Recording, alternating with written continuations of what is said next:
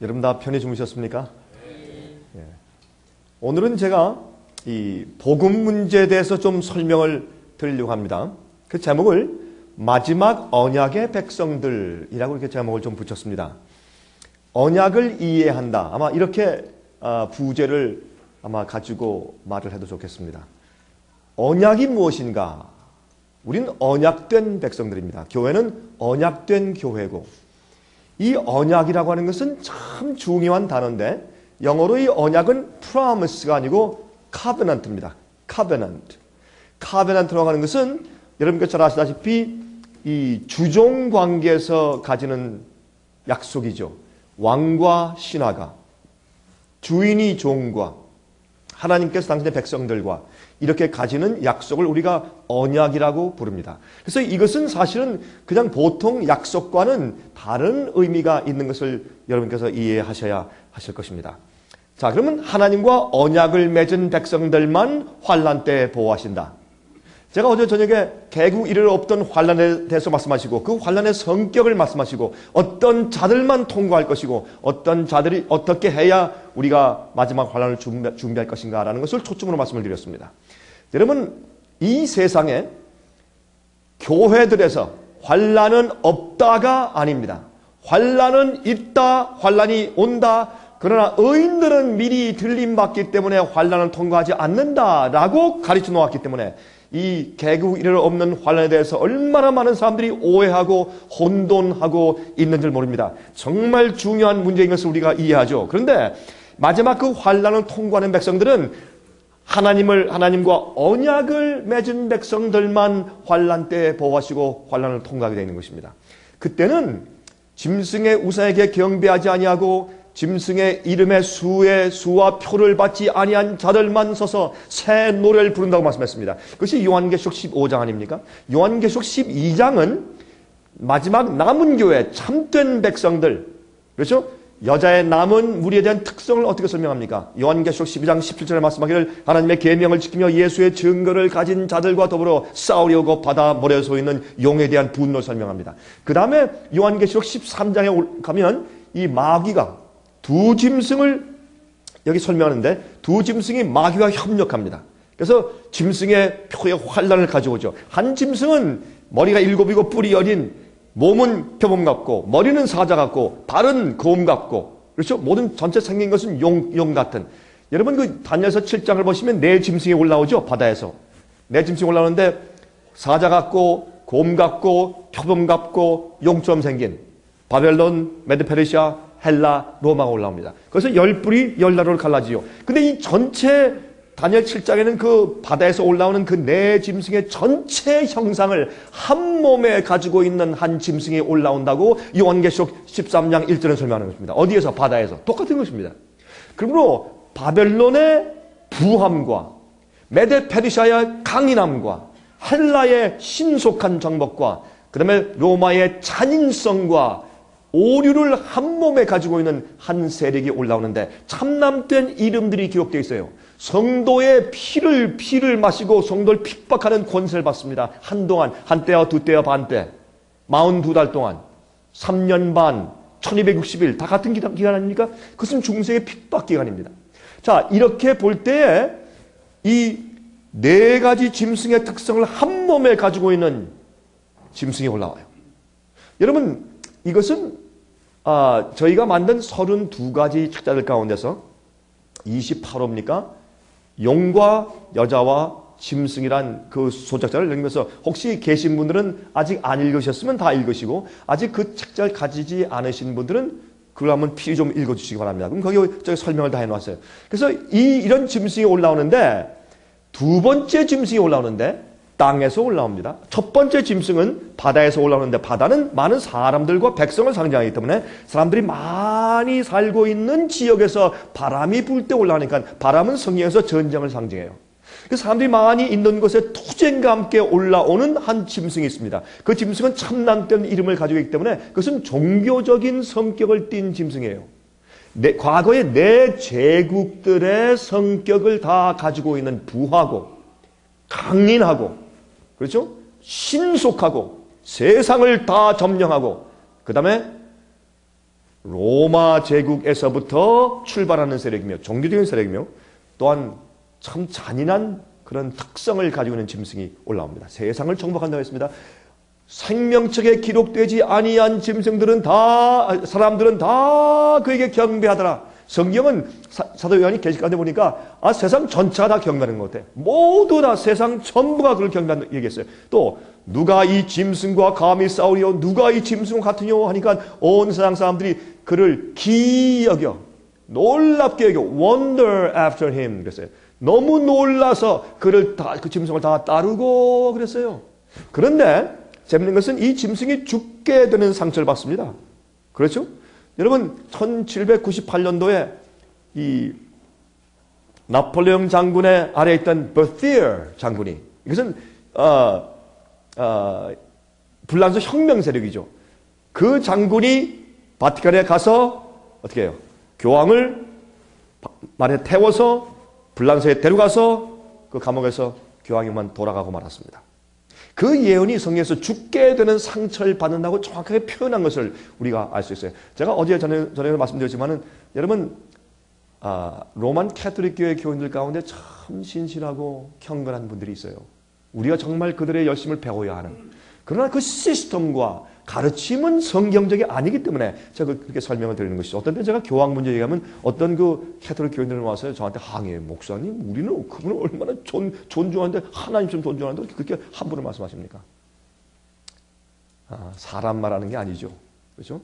잘못된 가르침과 세상을 취하게 만드는 바벨론은 포도를 말하는 것이고 잘못된 시스템을 정치적인 시스템을 제가 말하는 것이죠. 자, 근데 이 짐승이 죽게 된 상처를 받으니까 그럴 즈음에 한 나라가 올라오는데 어디서 올라옵니까? 요한계시록 13장 11절부터 보면 거기에 땅에서부터 한 짐승이 올라오는데 새끼 양 같은 짐승이 올라와요. 근데 두 뿔을 가지고 있어요. 여러분 제가 지난번에 그 미국에 대해서 예언한 혹시 DVD를 보시는 분들이 계시면 이해하시겠지만은 그 짐승은 미국입니다.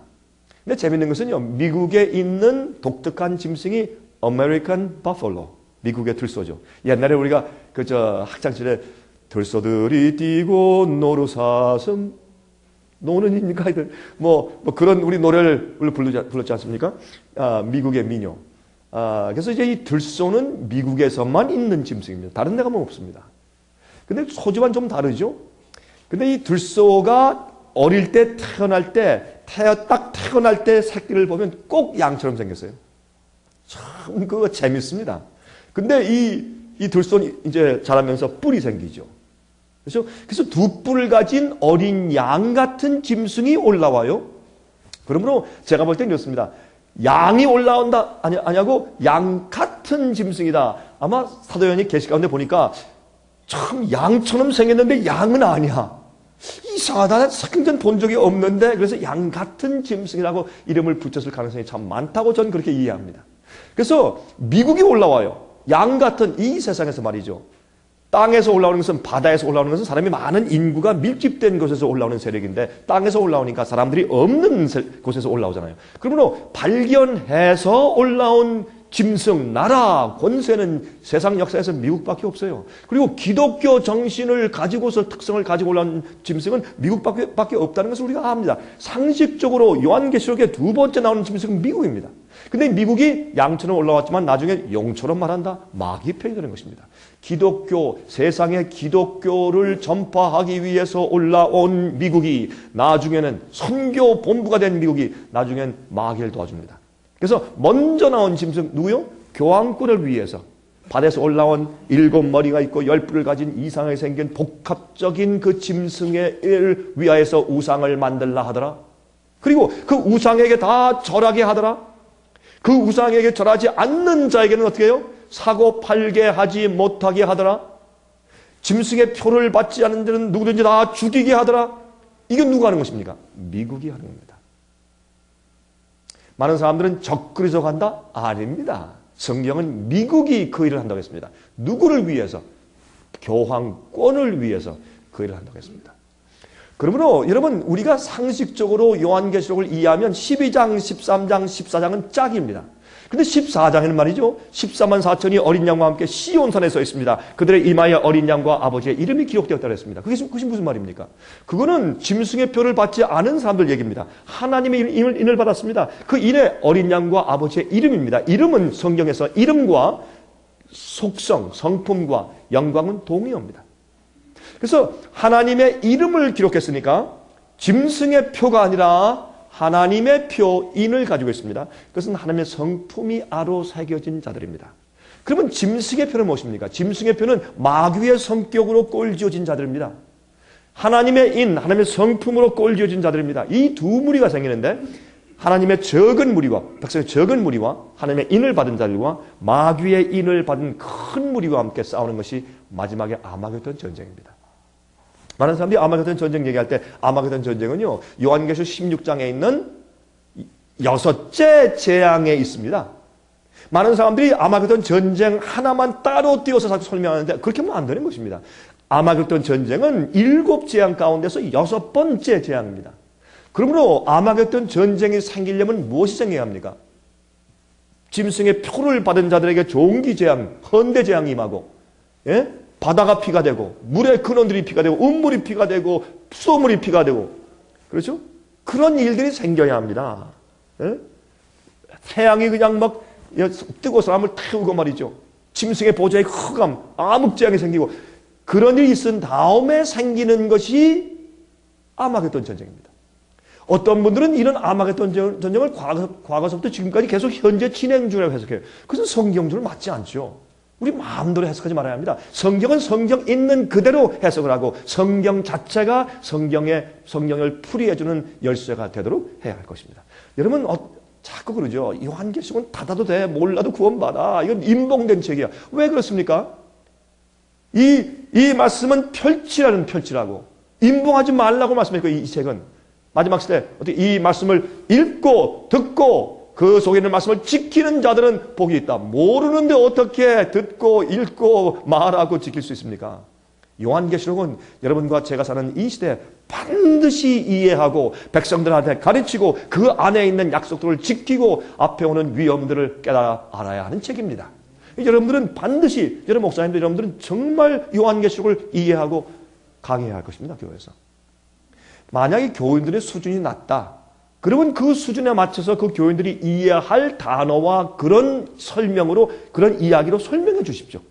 그 요한계시록의 줄거리는 우리가 알지 않습니까? 요한계시록의 결론을 알고 무엇을 피하고 무엇이 위험이고 마귀가 인간의 단체나 사람을 통해서 역사하고 미혹할 때 어떻게 미혹하는지 함정파는 것을 설명해 주어야 할 것이 아닙니까? 그래서 저희가 요한계시록과 다니엘을 중요시 여기는 것입니다. 저희가 전파하는 데 가장 중요한 것은 복음입니다. 성경은 그것을 마지막 시대 영원한 복음이라고 불렀습니다. 왜 영원합니까? 이 복음이 변조되기 때문에 변하지 않는 원래 아담 때부터 이해한 사도 바울이 이해한 요한계시록에 기록한 모든 선지자가 설명한 변함이 없는 영원하고 꾸준한 그 복음, 예수께서 주신 그 천국 복음, 반쪽짜리 복음 말고 값싼 은혜의 복음 말고 누구든지 믿으면 구원받게 하는 그런 허상된 복음 말고 진짜 복음, 우리를 죄에서 씻을 뿐더러 나를 거룩하게 변화시켜주고 예수의 마음을 갖게 해서 의로운 자로 살게 하시는 그 복음 말입니다. 그 영원한 복음을 가르치는 것이 우리의 목적입니다. 그러나 그것이 우리가 지금 현재 어느 시대에 살고 있으며 앞으로 어떤 일이 임할 것이고 이때 정말 마귀 편이 누구고 하나님 편이 누구며 마귀가 어떤 기만수를 통해서 마지막에 속일 것이며 어떻게 주의 의로운 자가 주님의 뜻을 할 것이며 주님께서 어떤 섭리로 마지막 예언을 성취시킬 것이고 이것을 시대적인 입장에 나의 좌표를 알고 내가 어떻게 무엇을 믿어야 하며 어느 길로 가야 하는지를 알기 위해선 계시와 복음이 하나가 되어야 합니다. 제가 그래서 계시와 제가 복음을 같이 가르치는 것입니다. 제가 강의할 때 세미나 때 꼭 예언을 얘기하고 또 복음을 말하거든요. 그래서 미국이 엄청난 일을 하고 있습니다. 존 F. 케네디 대통령은 천주교인으로서 워싱턴 DC에 가서 나는 천주교인이지만은 난 약속합니다. 난 교황의 말을 듣지 않을 것입니다. 그렇게 해서 대통령이 당선됐습니다. 최근에는요, 조지 W. 부시 대통령이 전 대통령이죠.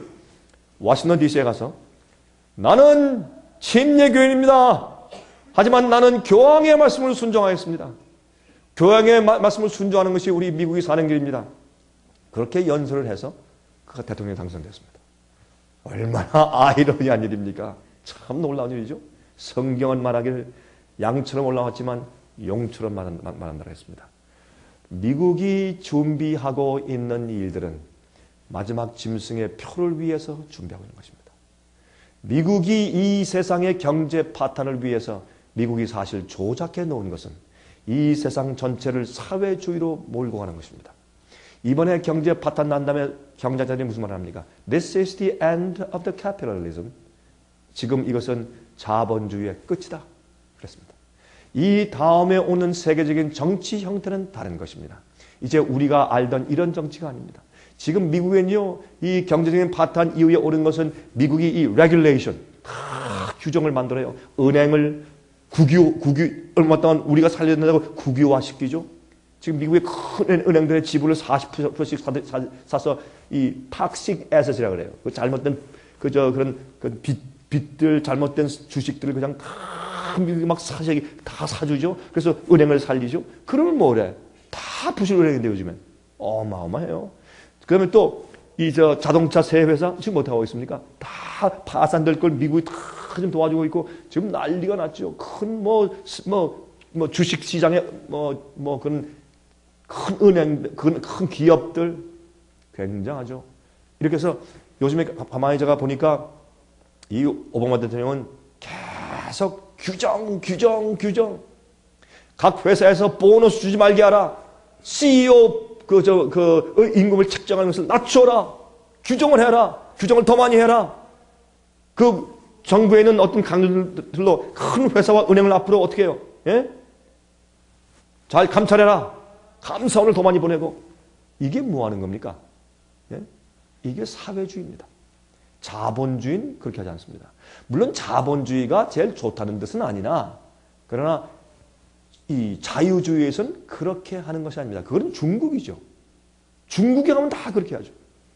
모든 많은 것들이 국유화니까. 지금 사립으로 많이 해주지만 국가에서 모든 걸 하지 않습니까?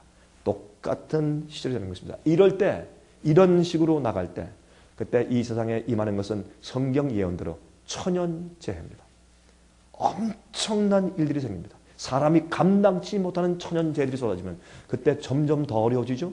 그때에 국민들과 회사와 은행들을 주관하기 위한 강력한 규제가 생기는 것입니다. 그러한 무대가 무엇입니까? 짐승의 표를 받아 안 받아 사고 팔고 못해 라고 하는 명령을 내릴 수 있는 정치 풍토가 세워지게 되는 것입니다. 우리가 이것을 좀 눈을 떠서 보면 너무나 상식적인 얘기 아니겠습니까? 여러분 이러할 때 이제 환란이 오는 것은 너무 분명합니다. 그러면 하나님과 언약을 맺은 백성들만 환란을 통과할 수 있고 보호를 받을 수 있단 말입니다. 그럼 우리 이것부터 시작하십니다. 하나님과 언약을 맺는 방법이 무엇인가? 어떻게 내가 하나님과 언약을 맺는 것이냐? 중요하죠? 우리 그 문제부터 좀 살펴보도록 하십니다. 시편 50장 3절 이르시되 나의 성도를 내 앞에 모으라. 곧 무엇으로요? 제사로 나와 언약한 자니라 하시도다. 하나님과 우리가 언약을 맺는 제일 중요한 것은 제사네요. 성소제도, 성막제도. 어떤 분들은 꼭 성막이라고 자꾸 말하기를 좋아하시더라고요. 성막 좋습니다. 성소도 좋고. 성경에서는 성소라고 얘기를 하고 성막이라고 한 적도 있습니다. 그래서 이 성소제도, 다른 복음이라면 복음. 십자가로, 제사로 나와 언약한 자니라. 그렇게 말씀을 했습니다. 또 보세요. 예레미야 11장 4절. 이 언약은 하나님과 당신의 백성 사이에 맺은 언약은 내가 너희 열조를 쇠풀무 애굽 땅에서 이끌어내던 날에 그들에게 명한 것이라. 곧 내가 이르기를 너희는 나의 목소리를 청종하고 청종이 무슨 말입니까? 듣고 순종하는 것을 말하는 것이죠. 나의 모든 명령을 쫓아 행하라. 그리하면 너희는 내 백성이 되겠고 나는 너희 하나님이 되리라 그랬습니다. 그리고 이 언약은 무엇이 또 선제해야 합니까? 우리가 주의 말씀을 듣고 말씀과 명령과 계명대로 쫓아 순종해 사는 것이 여기에 또 선제하는 것을 알 수 있습니다. 이것이 하나님과 언약을 맺는 방법이죠. 십자가로 복음으로 언약을 맺고 그다음에 그 다음에 주님과 약속한 대로 그 명령을 쫓아 사는 의로운 생애로 우리가 하나님과 언약 맺는 백성이 되는 것을 여기 말씀했습니다. 자, 보세요. 제일 처음에 하나님께서 이스라엘 백성들에게 너희는 나와 언약을 맺는다라는 말씀을 처음 말씀하실 때 물론 그 말씀을 아브라함에게 하셨으나 그러나 그 약속을 이제 아브라함의 자손인 한 민족 나라에게 하시는 것이죠. 이 첫 언약을 말씀하실 때 이렇게 말씀했습니다. 출애굽기 19장 1절부터 14절에 말씀하기를 이스라엘 자손이 애굽 땅에서 나올 때부터 제3월 곧 그때에 그들이 시내 광야에 이르니라. 그들이 르비딤을 떠나 시내 광야에 이르러 그 광야에 장막을 치되 산 앞에 장막을 치니라. 모세가 하나님 앞에 올라가니 여호와께서 산에서 그를 불러 가라사대 너는 이같이 야곱 족속에게 이르고 이스라엘 자손에게 고하라. 나의 애굽 사람에게 어떻게 행하였음과 내가 어떻게 독수리 날개로 너희를 업어 내게로 인도하였음을 너희가 보았느니라. 세계가 다 내게 속하였나니 너희가 내 말을 잘 듣고 내 언약을 지키면 여보세요. 순종이죠. 내 말을 잘 듣고 내 언약을 지키면 언약은 지키는 것입니다. 언약은 행하는 것입니다. 언약은 따르는 것입니다. 언약은 개념적인 것이 아닙니다. 성경에 믿는다 하면 믿는다고 하는 것을 우리 현대인들은요. 믿는 게 무엇인가 이해하는 것이다. 동의하는 것이다. 그렇게 생각해요. 아닙니다. 성경적인 개념은 믿는다라고 하는 것은 행하는 것입니다. 따르는 것이 믿음입니다.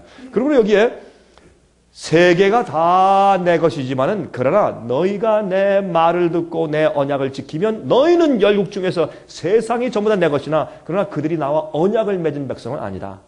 열국 중에서 너희가 내 소유가 되겠고 너희가 내게 대하여 제사장 나라가 되며 여러분 제사장 나라 누굽니까? 여러분 목사님들 여러분들이 제사장 아닙니까? 제사장은 뭐 하는 사람들입니까? 여러분 이 말라기에서 보면 2장입니까? 레위인의 언약이 있어요. 레위인은 누굽니까? 제사장들 아닙니까? 레위인의 언약이 뭡니까? 하나님의 백성들에게 율법을 가르치는 것이에요. 그들의 입술에는 율법이 있어야 하거늘 그랬어요. 근데 제사장들이 자기들이 맨날 율법을 범하니 어떻게 남들에게 가르치겠어요? 여러분 옛날에 제사장들이 성막에서 어떻게 했습니까? 죄인들이 용서받기 위해서 슬픈 마음으로 정말 회개하는 마음으로 양을 끌고 오면 이 제사장이 앞에 서 있다가 성막문이 휘장이죠. 뜰에 들어올 때 성막문은 여러분 거기 그 성막의 휘장의 문이 어떤 색깔입니까? 예? 붉은색, 청색, 자주색 아니에요? 붉은색과 청색을 합하면 자주색이 됩니다. 무엇을 의미합니까?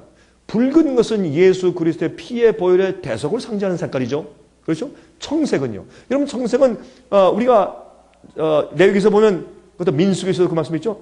어떤 말씀이 있습니까? 너희 이스라엘 백성들은 남자라면 너희가 옷 소매의 밑에 옷 단 끝에 무엇을 달아라? 청색 수를 달아라. 청색. 그들이 걸을 때 어떻게 해요? 이렇게 걸으면 청색. 청색이 보이면 유대인들의 개념 가운데 청색은 순종입니다. 어디에 대한 순종? 하나님의 말씀과 계명에 대한 순종을 상징하는 색이었습니다. 그러므로 순종의 순종. 그러면 예수 그리스도의 대속의 보혈의 피 빨간색을 통해서 우리가 속죄받고 주님의 명령 약속을 순종하고 지키면 누가 돼요? 자주색. 옛날에 자주색은 말이죠. 왕족들만 입는 옷이었습니다. 우리가 예수 그리스도의 보혈의 피로 씻고 주의 언약을 지키면 우리는 하늘의 왕족이 됩니다. 그것을 설명해 주는 것이 제사장의 역할이에요. 여러분들은 회개하러 교회 오는 사람들에게는 어떻게 하는 것이 회개하는 것이며 어떻게 하는 것이 진정으로 거듭나는 것이며 어떻게 죄를 고백하고 죄를 버려야 하며 어떻게 의롭게 떠나는 것을 가르치고 설명해 줘야 돼요. 그것이 이 성소로 오는 그 앞에 서 있는 제사장의 역할이었습니다. 근데 이 레위인들이 자기들 마음대로 가르치고 마음대로 자기 율법을 범하니 어떻게 백성들이 거룩하게 되겠냐 말이에요. 여러분들이 의롭게 말씀대로 순종하고 말씀을 가르치지 않으면 백성들이 다 망하는 것입니다. 그 제사장들, 레위인들은 하나님과 언약을 맺은 백성들이요. 들어오면 번제단 옆에서 말이죠. 무릎 꿇게 하고 데려온 양 앞 머리에 손을 얹으십시오. 안수하십시오. 그건 죄를 고백하는 것이죠. 죄를 고백하게 하고 그 다음에 그 죄인이 칼을 꺼내서 양을 잡게 만들어요. 그래서 이쪽 귀에서 이쪽 귀까지 이 목을 베는 것입니다. 죽이는 일은 제사장이 하는 게 아니에요. 그 죄인이 하는 것입니다. 목사 대신 회개의 심정을 주는 건 아니죠. 그 백성이 와서 그럼 어떻게 됩니까? 양 머리에 손을 얹게 한다는 말은 무엇이냐 하면 예수 그리스도를 우리가 소개해야 돼요. 이 양은 앞으로 올 메시아다. 그분이 우리를 위해서 어떤 고난과 어떤 어려움을 통해서 어떻게 우리 죄를 지시고 돌아가실 것이다. 대속을 설명해 주는 것입니다. 복음을 똑바로 얘기해 줘요. 그러면 이 죄인의 마음 가운데 감동이 와요. 그리고 양을 죽일 때 내가 죄를 지고 내가 죄인인데 왜 죄 없는 양이 대신 죽느냐. 그때 제사장이 바로 이 양은 앞으로 오실 하나님의 아들 메시아를 상징합니다. 당신이 지금 용서받는 것은 2000년 전에 예수께서 당신의 죄를 지고 돌아가신 그 고통 때문에 죄를 용서받는 것입니다. 근데 어떤 목사님들은 참 죄송합니다. 이렇게 말씀드려서 어떤 목사님들은요, 십자가의 고통이 뭔지 몰라요. 꼭 십자가 이것만 설교해. 예수님이 못 박히는 거 얼마나 아팠겠어요. 또 꽉 이렇게 십자가를 내려놓을 때 쫙 찢어지고 예수의 육체의 고통과 고뇌 그것만 설명해. 그게 진정한 예수님의 십자가의 고통이 아니었습니다. 예수님은 십자가의 육체적인 고통 때문에 돌아가신 것이 아니에요. 심장이 파열돼 들어갔어요. 이 과학적으로 의학적으로 성경은 설명하잖아요. 죽었나 안 죽었나 알기 위해서 로마 군병이 밑에서부터 옆구리를 꽉 찌르니까 이게 올라가서 가슴까지 올라갔어요. 그러니까 파열된 심장에서 피가 나와서 가슴에 모여 있으니까 혈구와 혈청이 갈라졌죠. 그러니까 찌르니까 거기서 뭐가 나왔습니까? 물과 피가 나왔어요. 혈청과 혈구가 분리돼서 흘러나왔어요. 그것은 의학적으로 예수님께서 심장이 파열돼서 이 가슴에 피가 잔뜩 몰려있다가 나온 것을 의미하는 것이에요. 예수님 돌아갔을 때, 십자가 돌아갔을 때, 내가 아프다, 힘들다, 서서히 신음하시며 운명하시다. 그렇게 되어 있어요? 아니에요. 사복음 말하기를 그 본자들이 설명하기를 예수님께서 크게 소리치셨어요. 다 이루었다. 내 혼을 아버지께 맡깁니다. 그렇게 소리치고 고개를 탁 떨고 돌아가셨어요. 그건 뭐예요? 즉사요. 예수님은 우리 죄의 대신 죄의 고통을 짊어지시다가 그만 즉사하신 분이세요. 많은 사람들이 십자가의 의미를 이해하지 못해요. 예수님은 여러분과 저와 모든 인류의 회개하는 자들의 구원받을 자들의 물론 세상 모든 사람들의 죄를 다 지신 것이나 그러나 멸망당하는 자들은 그들이 자기 죄를 예수님께 드리지 않은 것이죠. 드리지 않는 줄 어떻게 예수님께 대신 지십니까? 그들이 그들의 죄를 지고 멸망당하는 것이죠. 예수님께서는 우리가 죄를 진 다음에 하나님의 자비가 없이 죽을 때 그 기가 막힌 두려움과 죄책감과 가슴 터질 듯한 그런 무서움, 그것을 자비 없을 때 죄 자체가 우리에게 그 결과가 올 때 우리의 경험. 만약 여러 우리 목사님들 저나 만약 우리가 과거에 지은 죄, 그 죄 자체가 지금 우리에게 직접 내려와서 내 자신을 우리에게 그 죄의 책임을 지게 지금 딱 만들면 우린 지금 즉석에서 딱 쓰러져 죽죠. 아마 이 뇌세포들이 팍 터지고 심장이 터졌기만 그만 즉사에 죽고 말 것이에요. 죄는 그렇게 무서운 것이죠. 죄의식, 죄책감이라는 것은 양심을 찌를 때 그건 견딜 수 없는 아픔이죠. 무섭고. 여러분, 사람들이 뭐 지옥불에서 타오는 고통, 그것보다 더 무서운 게 뭐냐 하면 양심의 고통이에요. 이건 우리가 하나님이 은혜로 예수를 믿으나 안 믿으나 십자가의 은혜로 누구나 한번 태어나서 살게 하는 그런 선물 주셨죠. 여러분, 예수 믿는 사람만 삽니까? 예수 안 믿는 사람도 잘 살잖아요. 예수께서 십자가에 주신 두 가지 선물 무엇입니까? 첫 번째 선물은 누구든지 한 번은 태어나서 살 권한을 주셨어요. 두 번째, 살다가 잘 예수님 믿고 진리를 발견해 굴복하여 거룩하게 되면 그 자들은 영원히 살 선물 주신 것입니다. 그건 아무에게 주신 것이 아니죠. 믿는 자들에게. 그러므로 주님께서 모든 사람에게 다 살게 하셨기 때문에 우리는 죄의 그 의식 자체가 내가 지은 죄가 나에게 무엇을 의미하는지 그걸 우리가 몰라서 그렇죠.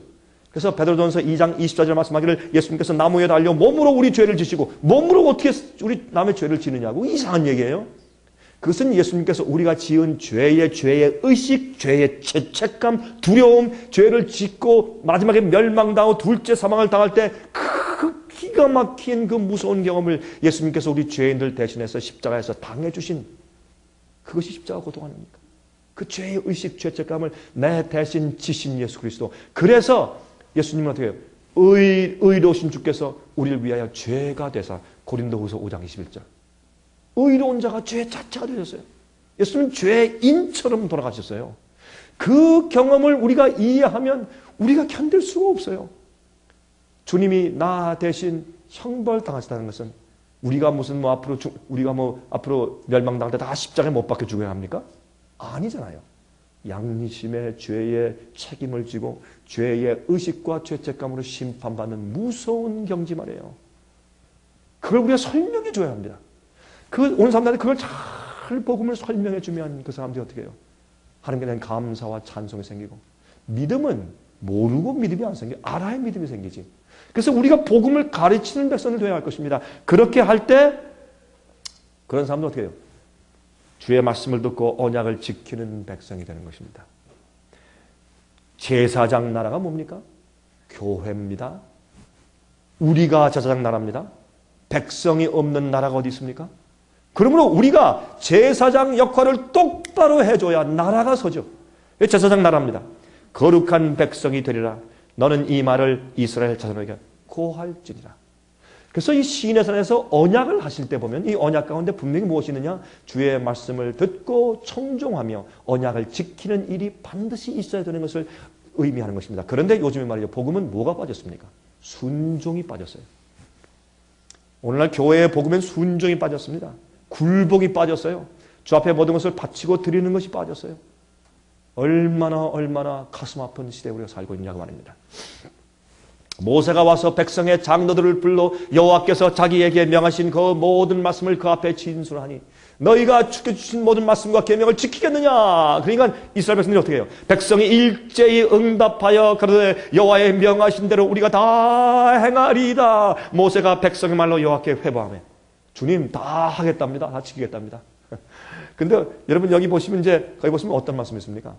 모세는 하늘의 번개와 그 시내산 위에 번개와 막 우레와 천둥소리와 함께 하나님께서 말씀하실 때 말이죠. 여러분 유대인들의 전설에 의하면 주님께서 십계명을 반포하실 때 이렇게 했대요. 하나님께서 나 이외에 다른 신을 내게 두지 말지니라 그 선포하시면 막 주의 음성은 물소리처럼 천둥처럼 막 쫙 울리면 산이 흔들릴 때 말이죠. 그때 천만 천사가 그 옆에서 같이 복창했대요.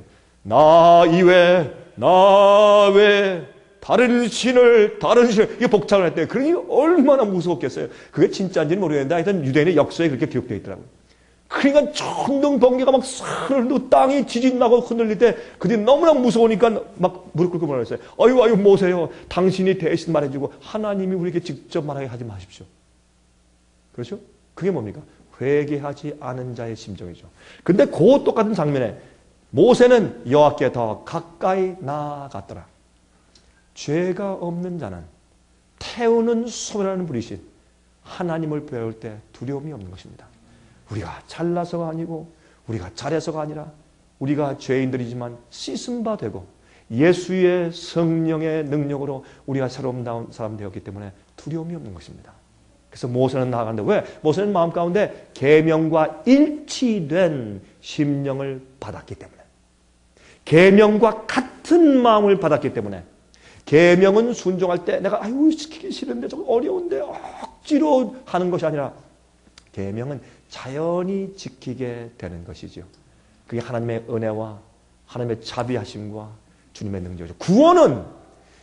구원은 우리가 주 앞에 그저 주님 날 용서해 주십시오. 주께서 용서하셨다. 감사합니다. 할렐루야. 아멘 하는 개념적인 것이 아니라 구원은 로마서 1장 16절에 바울이 설명하기를 복음은 믿는 자를 구원하시는 하나님의 능력이라. 능력을 헬라말로 두나미스, 영어로 다이나마이트라고 설명했기 때문에 내 속에 나를 얽어매서 끌고 가는 노예 같은 힘, 나를 축원하는 힘, 죄의 파워.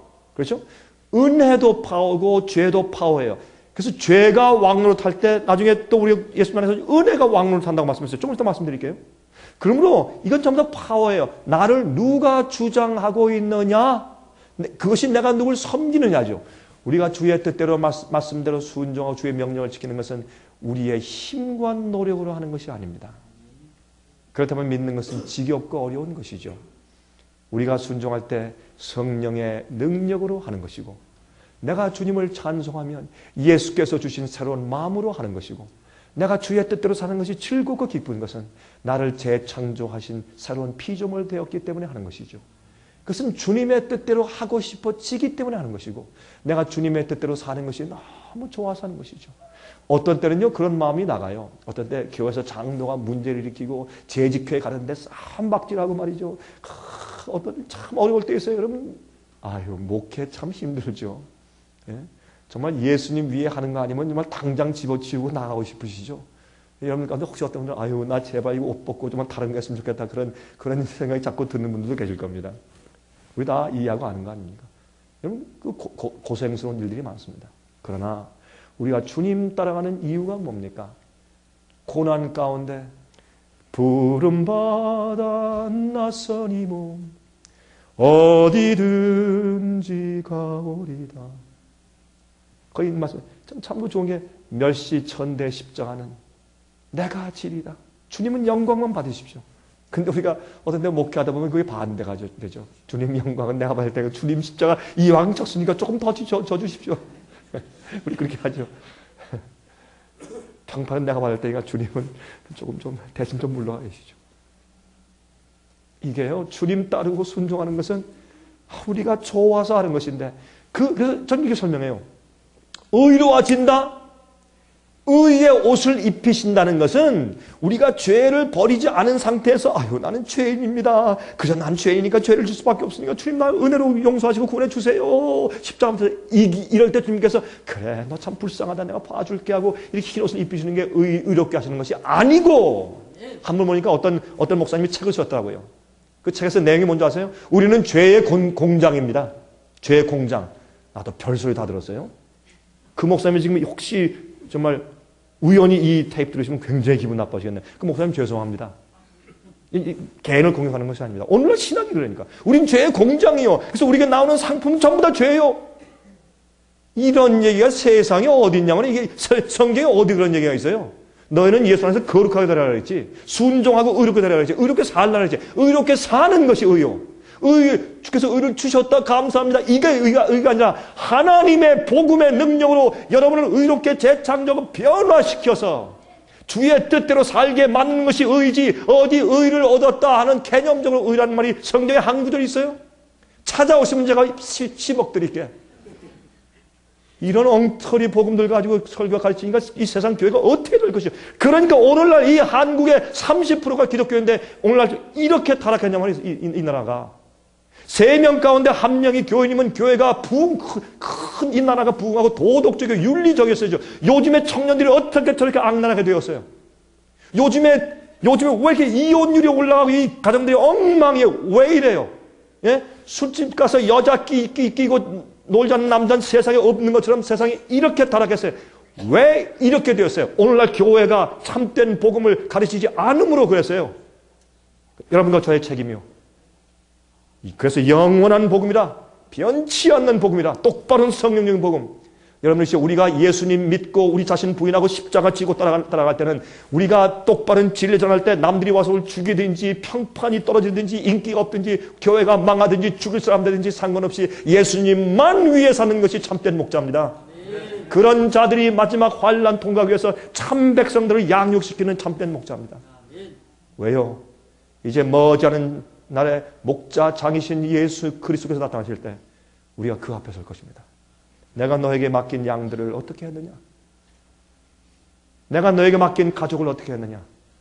저는 그때 이렇게 할 것입니다. 주님이시여, 저는 죄인입니다. 부족합니다. 제가 아무 공로도 없고 힘도 없습니다.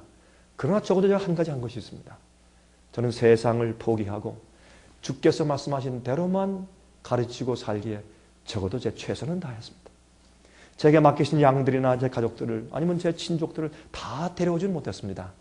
그러나 아버지, 들을 귀가 있고 마음에 굴복할 마음이 있는 자들은 여기 다 있습니다. 아버지, 저를 불쌍히 여기십시오. 다 하진 못했지만 제 최선은 다했습니다. 전 이렇게 말하고 싶습니다. 여러분, 성경엔 어떻게 말씀하십니까? 짖지 않는 벙어리 개. 파수꾼 세워놓으면 뭐해? 도둑이 와가지고 고깃절미 큰 거 턱 던져주면 그거 먹으면서 안 짖는데. 벙어리 개. 여러분, 저는 벙어리 개 되고 싶은 마음이 없어요. 있는 말씀 그대로 설명하고, 죽이면 죽이라지. 예? 죽이면 죽이고, 뭐 이단 소리 들으면 이단이고, 예수님도 이단이었는데 뭐 전 어때요? 사도 바울은 이단의 괴수라 그랬대, 사람들이. 예? 그런 성경을 가지면서 우리는 우리의 평판 조심하고 인기 조심. 아이고, 그런 말 하면, 그런 소리 하면요 교인들 나가요 이러고, 이런 말 하면 뭐 협회에서 완전 왕따 당해. 왕따 당하면 어때? 예수님도 왕따 당하셨는데. 이 생각 구조 자체가 잘못됐어요. 투겸이 막 떨고 말이죠. 눈치 보고. 제가요, 여러분들께 우리가, 예? 좀, 뭐, 버릇 없이, 도덕적, 버릇 없이 그냥 함부로 말하고, 그 다음에 또 쓸데없이 그냥 싸움을 일으키고, 이렇게 하라는 얘기가 아니죠. 그리스도인들은 그거 아니죠. 그러나, 우리가 진리와 복음에 있어서는, 칼에 목에 칼이 들어오더라도 설 수 있는 백성 돼야 되지 않겠습니까? 네? 정말 여러분들께 제 온 마음을 다해서 호소하는 것입니다. 여러분, 이거 안 하시면 우리 싹군입니다. 싹군이에요. 돈만 받아먹는 싹군이요. 양을 먹이라가 아니, 양을 먹으라. 그런 사람들이에요. 네? 그러므로 여보세요. 여호와께서 모세에게 이르시되 내가 빽빽한 구름 가운데서 내게 임함은 내가 너와 말하는 것을 백성으로 듣게 하며 또한 너를 영영히 믿게 하려 함이라. 모세가 백성의 말로 여호와께 고하였으므로 여호와께서 모세에게 이르시되 너는 백성에게로 가서 오늘과 내일 그들을 정결케 하며 그들로 옷을 빨고 예비하여 제3일을 기다리게 하라. 이는 제3일에 나 여호와가 온 백성의 목전에 시내산에 강림할 것입니다. 왜 3일입니까? 부활을 상징하는 얘기입니다. 우리가 예수와 함께 십자가 못 박히고 주님과 함께 부활한다고 성경은 말했어요. 로마서 6장은 뭐라고 말했습니까? 침례, 어떤 분들은 세례, 좋습니다. 침례든지 세례든지. 하여튼 물속에 잠길 때 우리가 예수와 함께 십자가 못 박히고 죄를 무덤에 묻고 장사 지내고 부활할 때 예수와 함께 연합하여 다시 부활해서 예수께서 사신 것처럼 우리가 사는 것입니다. 많은 사람은 십자가만 강조해요. 부활 좀 강조합시다. 우리가 예수와 함께 죽으면 예수와 함께 살아야죠. 예수와 함께 죄에서 죽었으면 주님과 함께 거룩한 생활을 살아야 될 거 아닙니까? 회개는 뭡니까? 회개는 죄된 길로 가다가 돌이켜서 반대 방향으로 가는 것이 회개입니다. 회개는 아유, 내 죄 정말 죄송합니다. 아유, 그게 회개가 아니라 죄는 죄를 슬퍼하고 고백한 다음에 다시는 그렇게 하지 않겠습니다 하고 돌이키는 것이 회개입니다. 회개는 그 생활에 거룩하게 하고 회개한 열매를 맺게 하고 그 사람의 생애를 바꿔주지 않는 것은 회개가 아닙니다. 오늘날 회개 아닌 회개를 시키고 감정적인 회개시켜서 뭐예요? 사람들이 올라와서 박수치고 복음성가 가운데 좋은 것들이 있어요. 근데 어떤 것들은요, 복음성가 가운데서 기억하시잖아요. 어떤 것들은 그 안에 내용이 없어요. 그리고 똑같은 말만 반복해. 할렐루야, 할렐루야, 할렐루야, 할렐루야, 할렐루야. 그밖에 없어요. 전체가. 좋죠. 우리 할렐루야. 성경 말씀이 좋죠. 저도 그 찬송 어떤 데는 은혜가 되더라고요. 근데 그런 이제 예를 든 것 뿐인데 그런 식으로 어떤 거는 이거 보면 똑같은 말 자꾸 반복시켜. 그것만 자꾸 10번, 20번, 30번, 50번 불러와요. 사람들이요. 정신이 나가요. 몽롱해져요. 일종의 최면술이 될 수도 있습니다. 그렇게 막 분위기를 조성해 놓고 사람들이 열광적이고 감정적으로 믿게 해서 자기가 회개한 것처럼 느끼게요. 예수 믿으십니까? 믿습니다. 구원받았습니다. 예수님의 십자가 보혈이 당신 마음을 좀 씻고 있습니까? 느끼십니까? 예, 느낍니다. 감사합니다. 막 눈물 콧물 다 흘리고 감정적으로. 그것이 오늘날 교회가 아닙니까? 많은 부분에 그것이 오늘날 교회의 예배가 아닙니까? 그것이 오늘날 복음의 선포가 아닙니까? 사람들이 전혀 죄를 정말로 슬퍼하고 죄를 버리고 개혁하고 다시는 안 한다고 돌아선 실제 경험이 없으면서도 회개한 것 같은 왜? 그런 감정적인 느낌 때문에. 그러면서 와서요. 잘못된 사업 그대로 하고 있어요. 잘못된 경쟁 그대로 하고 있어요. 잘못된 일에 돈 투자하는 거 그대로 하고 있어요. 남과 미워하는 그 일 똑같이 하고 있어요. 그러면서도 어떻게 구원받고 죄를 씻었대. 무슨 변화가 있어요? 오늘날 이런 것 때문에 교회가 망하는 건 아닙니까? 우리 여러 목사님들 제 얘기를 들으시고 아 저거 틀렸다. 우리 하는 게 맞다. 그러면 마음대로 하십시오. 누가 여러분들 누가 뭐하러 누가 강요합니까? 여러분들 마음대로 하십시오. 그러나 기억하십시오. 하나님은 심판하시는 분이십니다. 우리에게 이 거룩한 목양자의 이 직분을 주셨으면 주님께서 마지막에 이 특권에서 주님께서 우리한테 물으실 것입니다. 하나님은 자비롭고 은혜로운 분입니다. 그러나 하나님의 자비에도 기다림과 오래 참음에도 제한이 있는 것을 우리가 알아야 할 것입니다. 이건 참 두려운 일입니다. 자, 나팔을 길게 불고 산 앞에 이르게 하라. 그들의 옷을 빨라. 이것은 정결케 하는 것을 상징하는 얘기죠. 나팔절과 대속절을 상징하는 말이죠. 히브리 12장 18절과 25절을 보십시오. 하나님과 언약을 할 때, 시내산에서 언약을 할 때 그 모습을 똑같이 교회 우리 영적인 이스라엘 백성들에게도 적용을 시키시는데 이렇게 시키세요. 18절부터 너희의 이른 곳은 만질만한 불붙는 산과 흑은과 흑암과 폭풍과 나팔소리와 말하는 소리가 아니라 그 소리를 듣는 자들은 더 말씀하지 아니하시기를 구하였으니 이는 짐승이라도 산에 이르거든 돌로 침을 당하리라 하신 명을 저희가 견디지 못함이라. 그 보이는 바가 이렇듯이 무섭기로 모세도 이르되 내가 심히 두렵고 떨린다 하였으나 그러나 너희가 이른 곳은 시온산과 살아계신 하나님의 도성인 하늘의 예루살렘과 천만 천사와 하늘에 기록한 장자들의 총회와 교회와 만민의 심판자이신 하나님과 및 온전케 된 의인들의 영들과 새 언약의 중보이신 예수와 빛 및 아벨의 피보다 더 낫게 말하는 뿌린 피니라. 이게 지금 무슨 말씀입니까? 시내산에서 주님의 계명을 받을 때는 우레, 천둥, 번개, 하나님의 음성, 광광, 지진 난리가 나서 두렵고 떨었습니다. 그런데 우리는 너무 쉽거든. 그게 눈에 안 보이고 그러니까 예수 믿습니까? 예, 예수 그리스도 믿습니다. 침례 받고 그렇죠.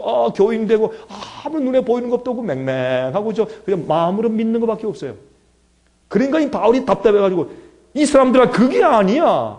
우리는 그보다 더한 것이 옛날에는 시내산에서 눈에 보이는 천둥 번개 봤지만 우리는 지금 가는 것은 하늘 시온산에 앞에 있는 것이야. 시내산 아무것도 아니야. 이 사람들아 시온산 앞에 있는데 거긴 살아계신 하나님이 계시고 새 예루살렘 성이 있고 천천만만 천사가 있고 눈에 보이지 않는 실제를 설명하고 있는 것입니다. 그렇죠? 하늘에 기록한 장자총회가 있고 이것은 구원받은 영들이 아니에요. 장자총회가 뭡니까? 장자총회는 firstborn이에요. firstborn. 맏아들이에요. 이 지구의 맏아들은 아담입니다. 다른 세계 어떤 세계에 인류와 사람들이 산다면 거기에 제일 처음 창조된 자가 맏아들이에요. 장자총회예요. 우리 인류들보다 각 혹성의 책임자들이 모여있는 장자총회라고 설명해요. 의인의 영들은 그 뒤에 있기 때문에 전 그렇게 이해해요. 그러므로 이런 데 나가요. 하나님께 나갈 때는 이런 존재한 마음이 있어야 돼요. 근데요 어떤 때 말이죠, 제 교회에서 이렇게 이제 특송하는 거 들으면 특히 젊은 사람들이 나와서 그리고 멋있게 음성은 좋고 화음도 잘 듣는데 어떤 때 가사나 노래를 많이 들으면 자기 보이프렌드한테 하는 것 같아요. 주여 내게 가까이 오세요. 나를 만져주세요. 나 안아주세요. 나 놓지 마세요. 손잡고 가세요. 뭐 자기 뭐 남자친구야? 참 웃겨요 정말. 옛날에 그런 거 없어요. 여러분들이 아이고 목사님은 좀 이제 한물 갔으니까 몰라서 그렇죠. 머리가 허하니까 목사님 그거 이해하겠습니까? 현대인들을. 하나님은 어제와 오늘과 내일 영원토록 한결같이 같으신 분입니다. 사람들이 오해했습니다. 하나님을 오해했습니다. 하나님이 아이고 무서워 큰일 나 순사 온다 경찰 온다 이게 아니죠. 하나님은 능력 있는 하나님입니다. 하나님을 한번 계시 가운데 볼 수 있다면 그 다음에 두려워서 하나님을 경배할 때 정말 존절히 할 것이죠.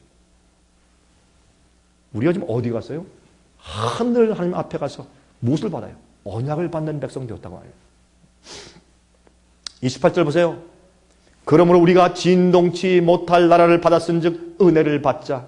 이로 말미암아 경건함과 두려움으로 하나님을 기쁘게 섬길지니 우리 하나님은 소멸하는 불이시니라. 왜 이 말은 강조하네? 예배드릴 때 가인과 아벨. 가인은 자기 마음대로 예배했어요. 그렇죠? 하나님께서 양을 잡아 제사하는 것이야. 아벨은 있는 그대로 양을 죽이고 피를 흘리고 아이고 좀 보기가 그래요. 그러나 주께서는 그렇게 예배하라고 했으니까 양을 잡아 제사 드렸어요. 그러나 가인을 볼 때 그러지 말고 좀 더 깨끗하고 화려하고 멋있고 예쁘고 장식도 있고 색깔도 아름답고 자기 수고한 그런 산물들 가지고 사과, 바나나, 채소 막 아름답게 다 구색을 맞춰가지고 다 갖다 바쳤어요. 하나님 참 좋으시죠? 하나님께서 그의 제사를 받지 않았어요. 그때 가인이 얼굴 붉히면서 분노했습니다. 여러분 오늘날 얼마나 하나님을 섬기고 예배하는 일을 사람 마음대로 합니까? 자기들 눈에 보기 좋게? 아니죠. 하나님께서 말씀하신 대로 살고 그대로 예배하는 것이 주님의 뜻이죠. 자, 언약의 하나님 보십시오. 느헤미야 1장 5절 가로되 하늘의 하나님 여호와 크고 두려우신 하나님이여 주를 사랑하고 주의 계명을 지키는 자에게 언약을 지키시며 긍휼을 베푸시는 주여 간구하나이다. 성경은 분명히 말해요. 언약은 순종에 따라야 돼요. 순종이 없는 언약은 그건 개념적인 잘못된 언약이요. 근데 이 순종을 사람들은 이거 해야지. 이거 내가 또 안 했네. 이거 왜 이래? 이게 아니죠. 어떤 부인들은요. 목사님, 저 빨리 가야 돼요. 우리 남편 올 시간이에요.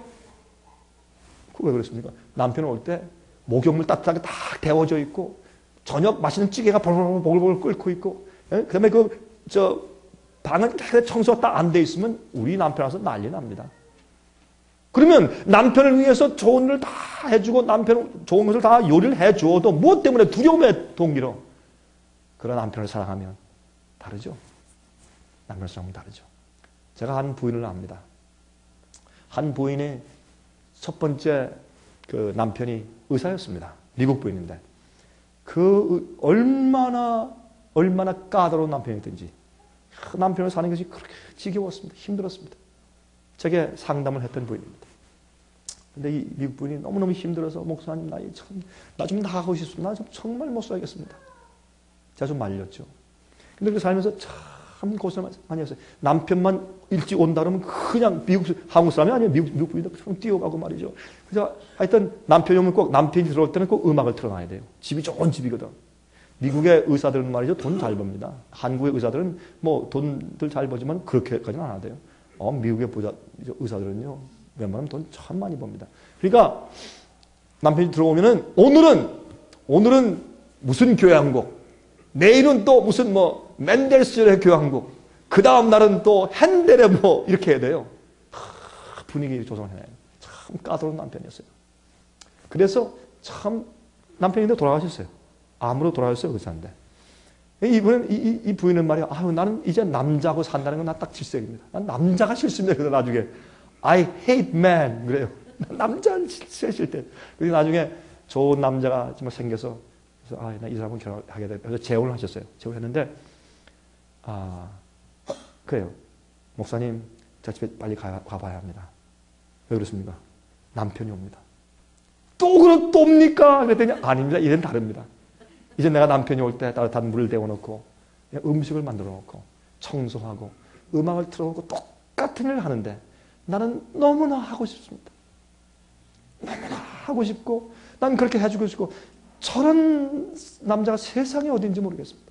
저렇게 희생하고 사랑하고 돌봐주고 이해해주고 마음 넓고 나는 내가 그렇게 못된 남편한테 그렇게 했는데 내가 이렇게 훌륭한 남편한테 내가 그거 더 잘해줘야지. 그래서 집으로 가는 걸 모습을 보았어요. 주님을 알고 구원받으면 우리의 동기와 태도가 달라지죠.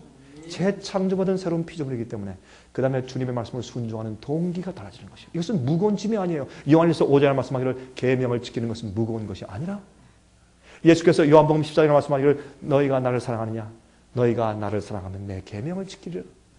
그런 말씀이에요. 십계명은 뭡니까? 만약 너희가 나를 사랑하면 나 이외에 다른 신을 섬기지 않을 텐데 너희가 나를 사랑하면 우상 숭배 안 할 텐데 너희가 나를 사랑하면 내 이름을 함부로 망령되이 일컫지 않을 텐데 여러분 여호와 이름을 망령되이 일컫지 말라. 그게 무슨 말인 줄 알아요? 여호와의 이름으로 여호와의 이름으로 일컬음 받는 백성들은 성경을 말했어요. 죄에서 떠나라. 악에서 떠날지어다. 깨끗하고 의로운 생활 사는 것이 하나님의 이름을 망령되이 일컫지 않는 것입니다. 대개 설교할 때 셋째 계명 설명은 뭐라 그래요? 하나님 이름을 함부로 부르지 마세요. 하나님 영어는요. 예수 그리스도 또 God 하나님 이름을 섞어서 욕을 다 해요. 미국 사람은 욕하는 전부 다 하나님 이름이 들어가요. 그거 하지 말라고 막 설교해. 그것도 그렇지만 더 중요한 그 셋째 계명의 의미는 우리가 여호와 여호와의 이름으로 일컫는 바 되는 자는 예수님의 생을 살아야 돼요.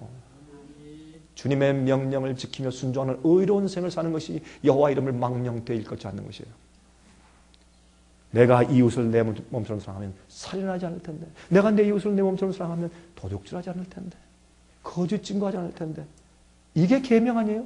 계명의 중심은 기본은 뭡니까? 사랑 아니에요? 그러면 우리가 언약 가운데 들어갈 때 계명을 지키는 자들이 언약에 들어간다. 그럼 아이고 저 강호서 또 율법 얘기하네. 아니 그러면 예수님이 율법주의자예요? 예수께서 말씀하시면 너희가 나를 사랑하면 내 계명을 지키라. 그럼 예수님이 율법주의자, 계명주의자네. 이렇게 사람들이 어떤 예를 들면 어떤 억장이 또 막히고 저 사람이 성경을 봤나 안 봤나? 예수님을 십자가에 못 박은 것은 유대인들 제사장들의 편견 때문에 그들이 성경 말씀을 곡해했기 때문에 예수님을 죽였어요. 지금도 마찬가지요. 옛날에는 유대인들이 교회가 제2위 하나님을 예수님을 십자가에 못 박았지만 오늘날의 교회들은 3위 하나님 성령을 못 박아 죽여요. 성령 음성을 안 들어. 뭐 때문에요? 예? 편견 때문에. 성경 말씀대로 하면 이단이래요. 여러분 그런 시대에 살고 있어요. 진짜 이단이 많아요. 진짜 오류가 많고. 그러나 말씀대로 하면 전통에 안 맞는다. 우리 유전에 안 맞는다. 우리 신학교에서 그렇게 안 배웠는데 이건요. 성령의 음성을 듣기 위해서 애쓰는 사람들이 아닙니다. 제가 그래서 말씀드렸잖아요. 우리 집회 오실 때 여러분 무슨 어느 학교 무슨 학위 어디 어느 교수 어느 교파 이거 다 버리세요. 다 말짱 헛거예요. 그게 영혼을 구원합니까? 아니지 않습니까? 성경 말씀이 구원합니다. 주의 말씀대로. 근데 그러니까 그래. 아유, 이걸 우리 스스로 다 이해할 수 없으니까 그러니까 배우는 거죠. 그러면 옛날에 바리새인들과 율법설과 제사장들이 예수님을 하나님의 아들을 왜 죽였습니까? 아닙니다. 그게 아닙니다. 다니엘 9장 4절 내 하나님 여호와께 기도하며 자복하여 이르기를 크시고 두려워할 주 하나님 주를 사랑하고 주의 계명을 지키는 자를 위하여 언약을 지키시고 그에게 인자를 베푸시는 자시요. 성경은 이렇게 말하고 있어요. 우리 이것을 인간적으로 바꾸지 맙시다. 성경대로 합시다. 여러분 이 언약을 지킬 때 아브라함이 하나님과 언약을 맺을 때 어떻게 했는지 기억하시죠? 하나님께서 송아지 양, 염소, 비둘기 가져와라. 배를 다 갈라라. 딱 배를 갈르고 반쪽씩 다 갈려서 한쪽은 이쪽에 한쪽은 이쪽에 놓고 약간 이렇게 꺼진 도랑을 가운데 두고 거기서 기다렸어요. 그러면 그 피가 쭉 흘러서 고랑에 흔근히 되어 있죠. 예수님의 십자가의 보혈의 희생을 상징하죠. 그렇게 아브라함과 언약을 맺으셨어요. 그러면 그걸 기다렸어요. 기다려. 솔개 막 내가 와가지고 막 그 가져가려면 그걸 막 쫓고 그렇죠? 마귀 역사 없게 해서 쫓고 지켰어요. 하나님과 언약을 맺기 위한 그 경험을 지켰어요. 다 보고 이게 제사장이 주의 종들이 하는 일이에요. 지켜야 돼. 우리가 똑바로 예수 그리스도의 십자가의 보혈과 은혜의 역사를 가르칠 때 마귀가 들어와서 오류로 그걸 물어가려고 하면 우리가 지켜야 돼요. 쫓고. 그때 어떻게 해요? 밤이 해가 져서 어둑어둑할 때 하나님께서 큰 불덩어리로 쉐키나 영광이 하나님의 영광이 나타나서 그 가운데 도랑으로 지나갔습니다. 그 양쪽에 있는 그 재물을 다 태워버렸습니다. 이게 뭔지 압니까?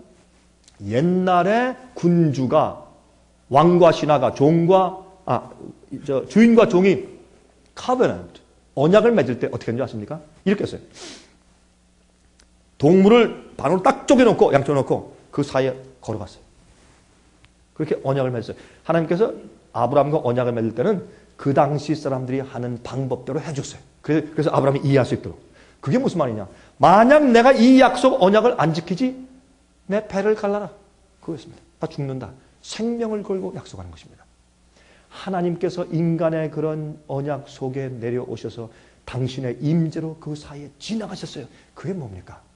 아브라함아, 내가 너와 언약 이거 안 지키면 너 내 배를 갈라라. 그런 뜻입니다. 그렇게 간절하게 주님께서 아브라함과 언약을 하셨습니다. 여러분 아브라함은 믿음으로 구원받았다 그러죠. 믿음의 조상이다. 맞습니다. 근데 왜 믿음의 조상입니까? 아브라함은 믿음으로 배웠습니다. 갈 바 알지 못하고 갈 때 우리에서 나갈 때부터 하나하나 시련을 통해서 넘어지고 어떤 문제도 생기면서 계속 시련과 고난 가운데 배우다가 어디까지 배웁니까? 하나님께서 너 아브라함아, 네가 가장 사랑하는 아들, 내가 너에게 준 이삭, 기적의 아들, 약속의 자녀, 그 아들 데리고 내일 아침에 딱 저기 모리아산에 가서 죽여. 배를 갈라. 여러분 그 번제가 뭡니까? 배를 가르는 거하고 내장 다 꺼내고 아니에요? 번제로 드려. 그게 너와 나와 가질 언약이야. 한번 해봐. 옛날엔 내가 양, 염소, 송아지 배 갈라 그랬지. 이번엔 내 아들 배를 갈아봐. 내 아들 배를 갈아.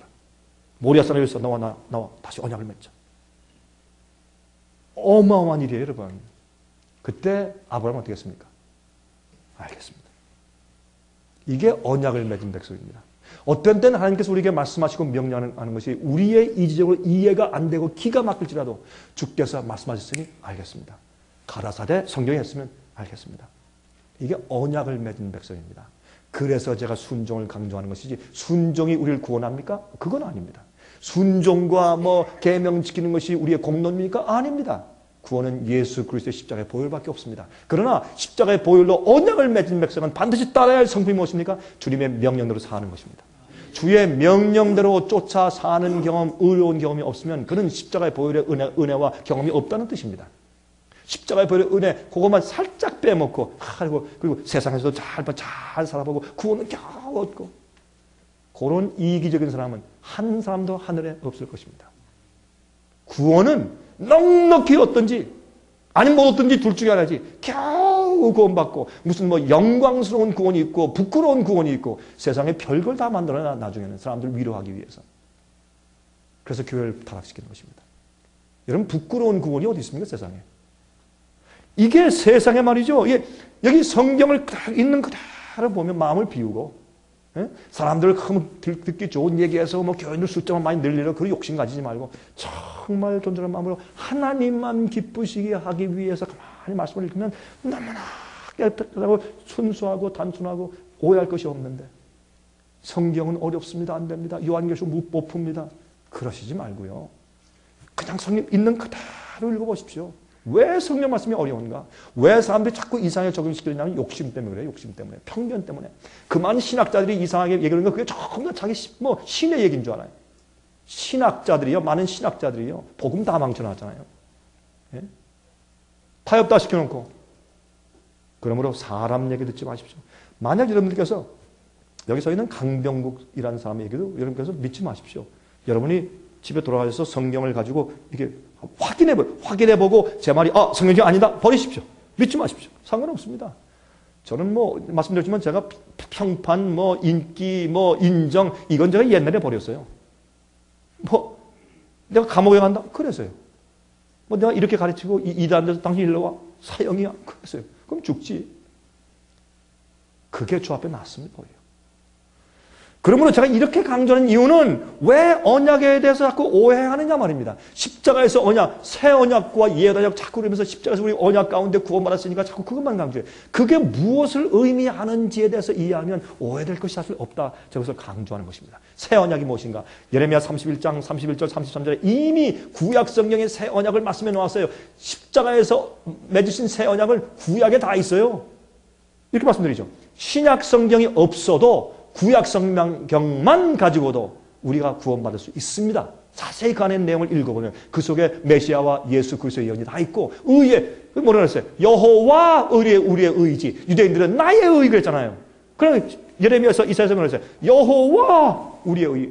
하나님께서 창조로 베풀어 주시는 새로 내 마음을 창조해서 바꾸시는 이렇게 만드시는 그 의 그렇게 설명했어요. 예레미야 31장 보세요. 뭐라고 되어 있는가? 나 여호와가 말하노라 보라 날이 이르리니 내가 이스라엘 집과 유다 집에 새 언약을 세우리라. 어떻게? 나 여호와가 말하노라. 그러나 그날 후에 내가 이스라엘 집에 세울 언약은 이러하니 곧 내가 나의 법을 그들의 속에 두며 그 마음에 기록하여 나는 그들의 하나님이 되고 그들은 내 백성이 될 것이라. 이것이 새 언약입니다. 그러니까 새 언약이 뭐예요? 시내 산에서 옛 언약을 세울 때는 무서워서 하나님 우리가 지킬게. 알겠어요. 우리 직접 말씀하지 마세요. 모세를 통해서 하세요. 두려워서 우리가 하겠습니다 해놓고 모세가 시내산에 올라가서 십계명 받고 있는 동안에 그들은요 땅땅땅땅땅 하면서 금송아지 만들어서 우상 숭배하고 춤췄단 말이에요. 왜요? 그들이 거듭나고 재창조되어서 하나님의 계명을 사랑하고 그 원칙을 일치된 마음을 받고 그 말씀을 지키는 그런 마음이 없이 지키겠습니다 말로만 했단 말입니다. 그것이 뭐예요? 그것이 옛 언약입니다. 새 언약은 십자가에서 예수의 사랑을 보고 감동되고 정말 너무 고맙고 어쩔 수 없어 내가 그냥 그 앞에 굴복하고 쓰러져 버리는 겁니다. 주여 나 같은 죄를 위해 어떻게 저렇게 날 위해 구속을 하십니까? 감사합니다. 내가 이제 사는 것은 주님 위해 사는 것입니다. 이제 내가 사는 것은 내 속에 내가 사는 것이 아니라 나를 위해 십자가 돌아가신 예수께서 내 속에 사는 것입니다. 그게 갈라디아 2장 20절이에요. 그게 새 언약의 경험이에요. 십자가 밑에서는 주님 날 용서하시고 구원했으니 감사합니다. 찬송합니다. 이제 내 길도로 가겠습니다. 그게 아니라 이제 날 위해 돌아가신 주님의 말씀과 뜻대로만 살겠습니다. 그게 새 언약 경험 아니에요. 근데 여기 가운데 무엇이 있느냐? 옛 언약에는 돌비의 계명을 직접 써줬으나 이제는 성령을 통해서 똑같이 우리의 마음속에 써주시는 것입니다. 계명을 사랑하게 만드는 것입니다. 그렇게 하는 것이 즐겁고 좋습니다. 주님 따라하는 것이 좋습니다. 남들이 다 오해하고 미쳤다고 해도 난 주님 뜻대로 사는 것이 좋습니다. 그게 새 언약의 경험을 한 사람들입니다. 새 언약의 경험. 참 히브리 8장 10절 또 10절 16절 보세요. 또 주께서 말씀하시되 그날 후에 내가 이스라엘 집으로 세울 언약이 이것이니 내 법을 저희 생각에 두고 저희 마음에 이것을 기록하리라. 이제 예레미야서를 인용하시면서 이거 새 언약이야 라고 지금 바울이 설명해요. 신약시대 나는 저에게 하나님이 되고 저희는 내게 백성이 될 것이라. 이게 언약을 맺은 백성들이에요. 주의 계명이 머리에 기록된 경험하는 사람들이 언약을 맺은 백성들이에요. 주께서 가라사대 그날 후로는 저희와 세울 언약이 이것이라 하시고 내 법을 저희 마음에 두고 저희 생각에 기록하리라 하신 후에 이것이 예레미야와 에스겔서에 있는 그 말씀을 다시 강조하시면서 교회에도 언약을 맺어야 할 텐데 시내산에서 옛날 이스라엘 백성들이 옛 언약을 맺다가 그들이 잘못된 경험으로 망한 것처럼 지금은 우리가 망했지만 우리는 새 언약 가운데 들어가야 된다라는 것을 똑같은 경험을 말하는데 이젠 시내산에서 실제로 번개와 천둥을 보는 것이 아니지만은 성령의 능력으로 우리 마음과 양심에 회개한 자에게 우리 육비에 주님께서 성령으로 계명을 기록해 주신다고 설명하는 것입니다. 이 언약 관계를. 여러분 기록할 때 어떻게 기록하십니까? 우리 마음의 체험으로 하시죠. 성경에 여러분 출애굽기 보시면 바로가 뭐라 그랬어요?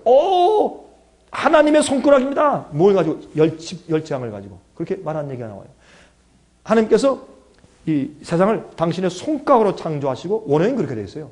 당신의 영으로 창조하시고 시편에는 그 말씀을 손가락으로. 그래서 하나님의 fingers, the fingers of God. 하나님의 손가락은 하나님의 성령의 역사라고 그렇게 동의로 사용할 수 있게끔 성경에 기록되어 있어요.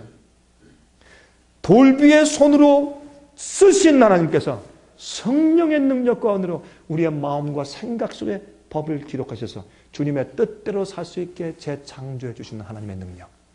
그것을 우리가 영원한 복음이라고 말하는 것입니다. 제가요, 어릴 때, 아마 5학년 때인 것 같습니다. 제가 어릴 때. 제가 5학년 때, 제가 부산에 살았습니다.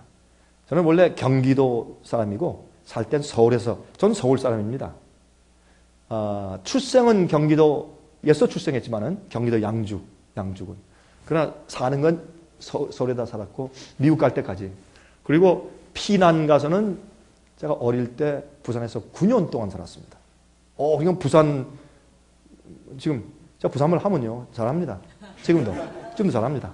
하면 옛날에는 저희 부모님은 서울 사람이니까 집에서는 서울말 하다가 밖에 나가면 경상도말 하고 그렇게 했죠. 지금도 그 사투리 부산말 할 수 있어요. 하면 제가 9년 살았는데 그때 부산에 살 때 얘기입니다. 옛날에 그저 부산 공설운동장 있죠. 대신동. 제가 그쪽에 살았거든요. 그 경상 상업고등학교 있던 그쪽 옆에 살았어요. 그때 제가 기억하면서 옛날에 그저 지금 그 LG, 럭키 금성, 럭키 회사 사장집이 우리가 보면 저쪽에 있고 그랬어요. 그때 제가 통무대 대장집도 이렇게 보이고 그랬어요. 거기에 그런 동네가 있었습니다. 저희 아버님이 꽤 그런 대로 괜찮게 사시는 분이었기 때문에 우리 사는 동네가 그렇게 괜찮았습니다. 거기에 이제 어릴 때 사는데 5학년 때인데 무슨 일이 있었냐면 그때 우리가 뭐 전쟁이 난 지 얼마 안 돼 그럴 때니까 우리 어릴 때니까 전쟁 놀이 그렇게 재밌더라고요. 여러분들 해보신지 모르지만 이 모래 성 쌓아가지고 다 진짜 이런 반들반들 조약들 주워가지고 오면 대포아니다 총이다 막 진짜 던지고 그다음에 이제 화살 활 만들어가지고 진짜 쏘고 그랬어요. 물론 화살 앞에는 무슨 뭐 솜 같은 거 뭐 흥거 붙여가지고 쏘긴 쏘았지만 그거 막 쏘고 좀 위험했습니다. 다치고.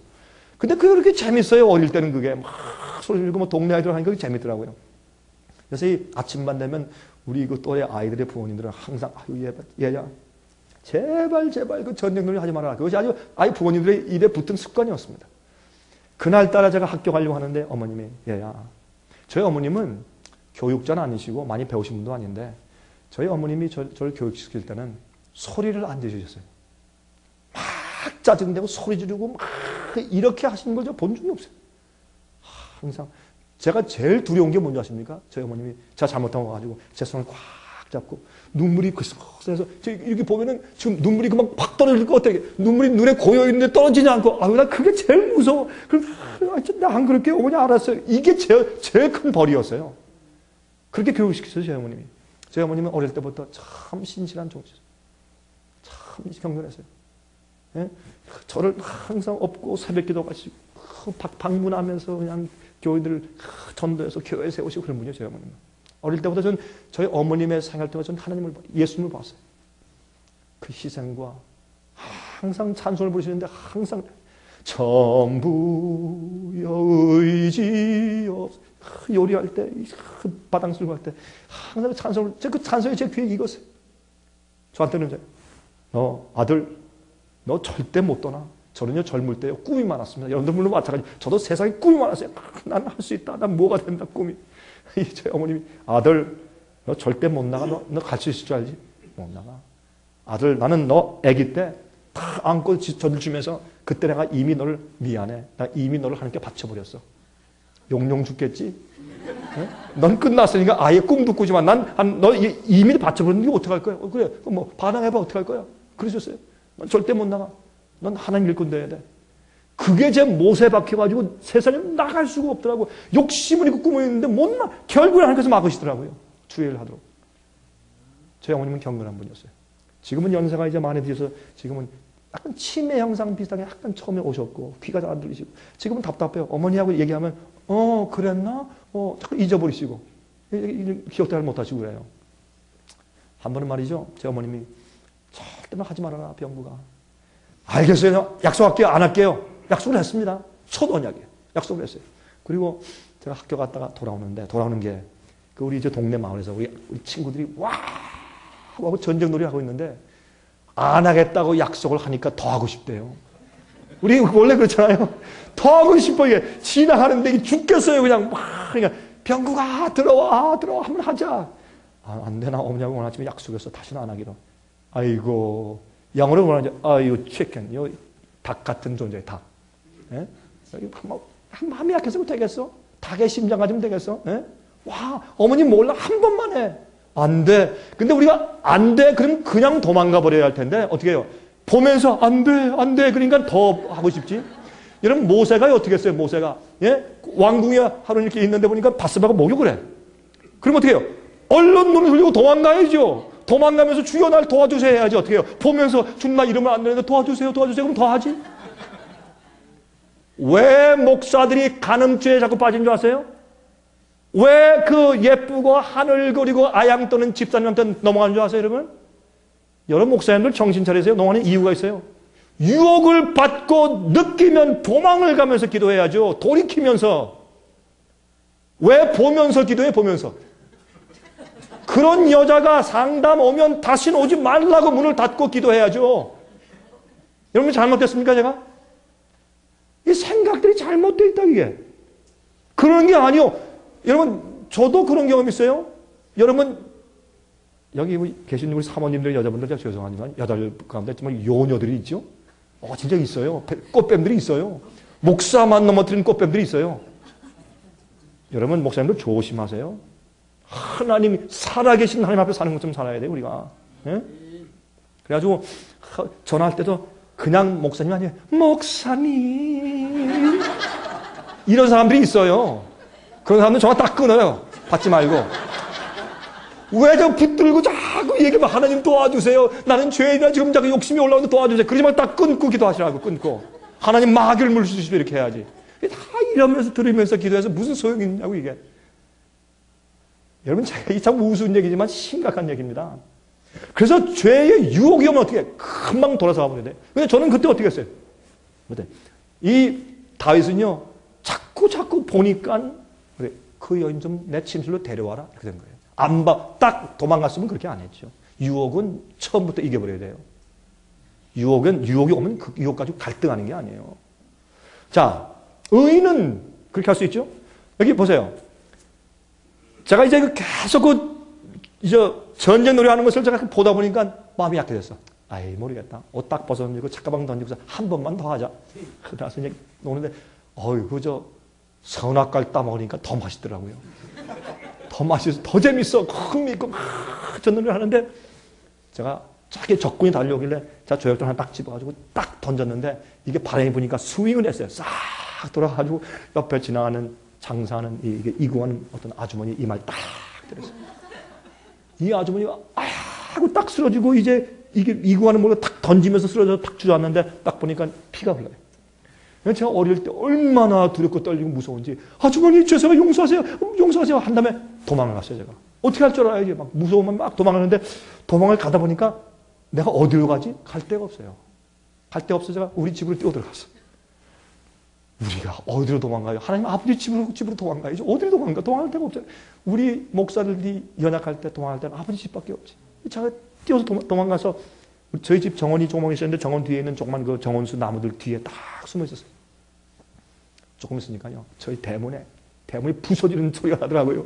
저희 어머님이 이제 부엌에서 이제 음식 준비하다가 얼른 나가서 대문을 여니까 그 아주머니가 딱 서 계시고 그다음에 이제 수건 같은 걸 이렇게 이마를 이렇게 가리고 있고 제 그 친구들이 또만 친구들이 그 주위에 탁 둘러서가지고 뭐라는 데서 어머니 병국이가 됐어요. 병국이가. 야 참 의리 없대요 정말. 이래가지고 저희 어머님이 제가 아주 개구장이었거든요. 제가 외아들이고 제 여동생 셋, 제 누님 하나 해서 5남매인데 제가 외아들이니까 제가 개구장이니까 여러분 옛날에 저희 또래 때 외아들이면 왕 아닙니까 집에서. 그러니까 저희 어머니 저를 잘 아시죠. 이 아들 하나 올바로 교육시키려고 고생 많이 했어요. 저희 어머님이.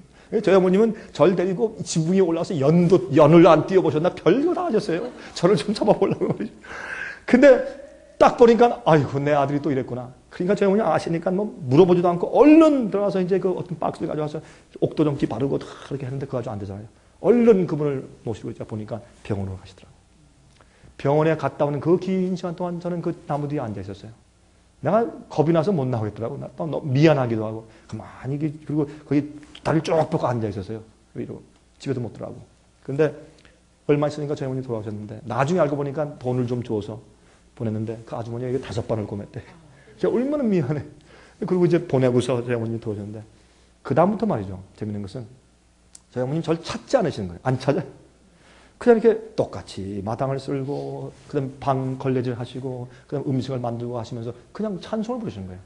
나의 갈 길 다가도록 예수인도 또 어떤 데 흥미로 똑같이 그냥 찬송을 아무 일도 없었다는 듯이 그게 저를 더 불안하게 만드는 거예요.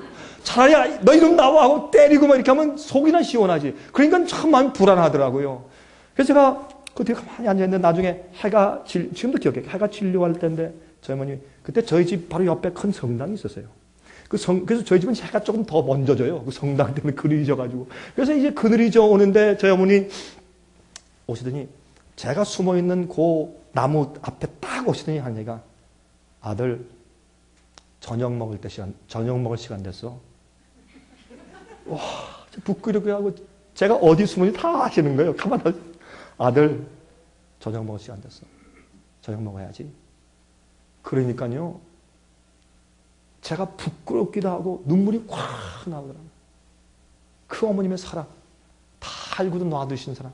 예수께서 말씀하기를 전 그게 가슴이 아프고 참 감동되는 것이 천국은 마치 한 아버지가 두 아들이 있었는데 둘째 아들이 재산 주시오 할 때 재산 반을 주어서 외국으로 보냈더라. 그것이 하나님 아버지시거든.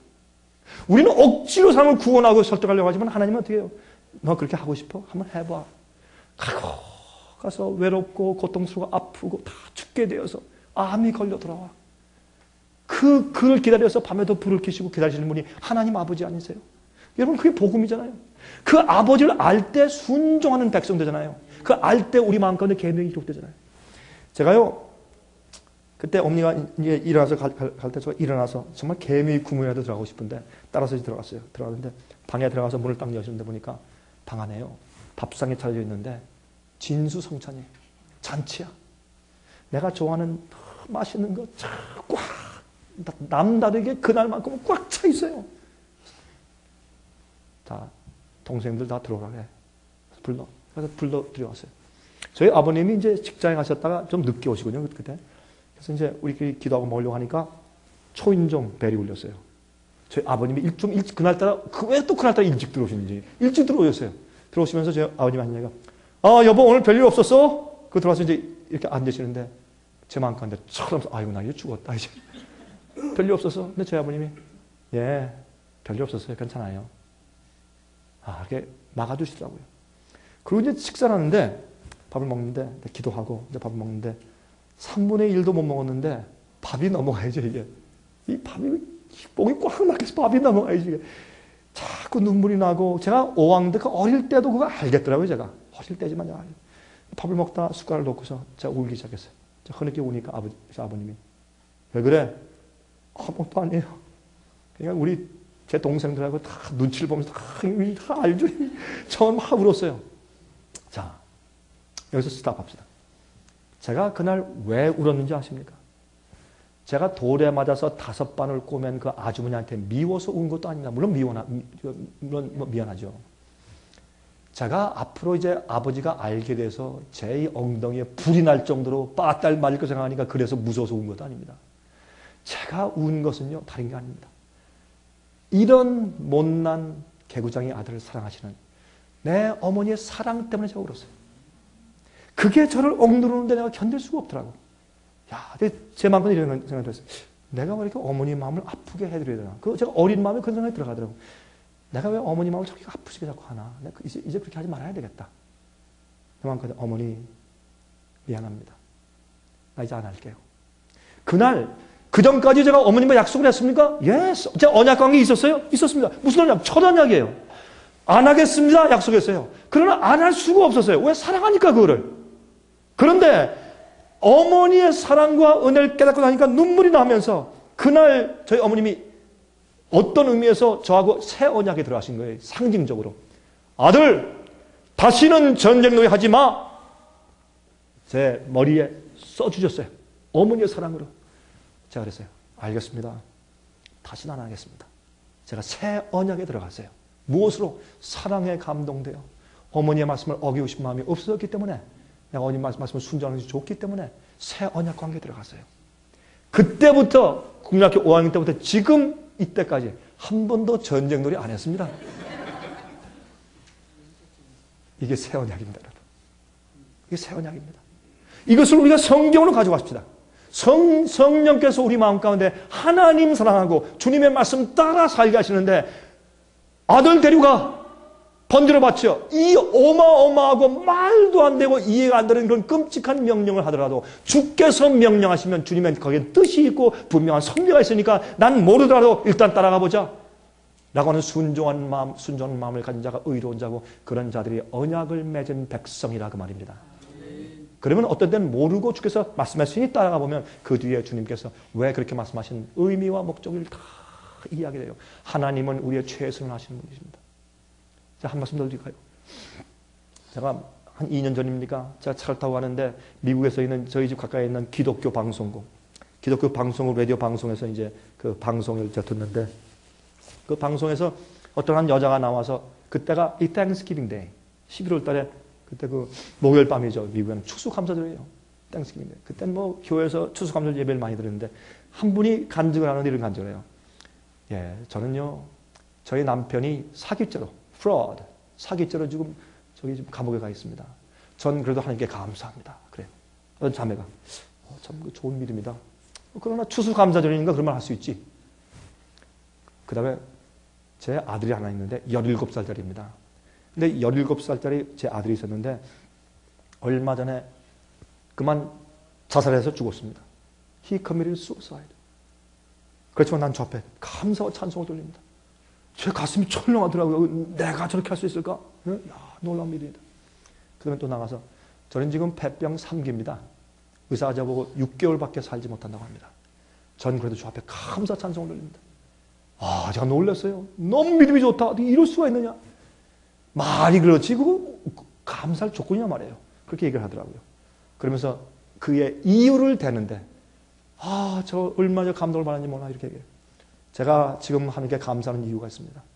하나님께서는 나와 우리 가정을 구원하기 위해서 지금까지 하나님께서 하실 수 있는 최선을 다해 오셨다는 것을 나는 믿기 때문입니다. 그는 몰라요. 잘 안 보여요. 그러나 주님의 사랑과 주님의 구원하시는 의지를 그 여인이 믿었습니다. 그런 악조건 가운데서 하나님, 난 주님을 신뢰하고 하나님의 살아계심을 믿고 그를 찾는 자들에게 보상하시는 것을 상 주신 이심을 그는 믿었습니다. 그리고 저 앞에 감사의 말을 들었습니다. 그리고 또 한 가지 더 말을 했어요. 여러분 아십니까? 저는 하늘에 올라가면 더 많이 감사할 겁니다. 왜? 혹시 내 아들과 내 남편이 오지 못했을지라도 난 감사할 수 있는 것은 하나님께서 내가 하늘에 가서 하나님께서 책을 펴시면서 내 가정을 구하기 위해서 온 가지를 다 하시고 주께서 역사하신 것을 내가 직접 볼 때 나의 감사와 찬송은 더할 것입니다. 그래요. 그게 우리가 예수를 믿는 것이 아닙니까? 우리가 말씀대로 살 때 어떨 때 사람들이 세속적인 사람들이 우리의 말씀을 대로 하는 그 의로운 것을 이해하지 못하고 욕하거나 핍박하거나 어떤 교회에 안 나올 수도 있어요. 그러나 하나님이 나를 아시고 내가 새 언약 관계에 들어간 자들은 감사하죠. 감사하죠. 새 언약은 시내산에서 옛 언약은 시내산에서 했죠. 새 언약은 십자가에서 했습니다. 십자가에서 나는 너희를 포기할 수 없다라고 하시는 놀라운 사랑을 보면서 우리가 거기서 무너지고 새 언약 관계에 들어가죠. 그렇죠? 예수님은 히브리서 9장 보면 그는 새 언약의 중보신이 그랬어요. 그렇죠?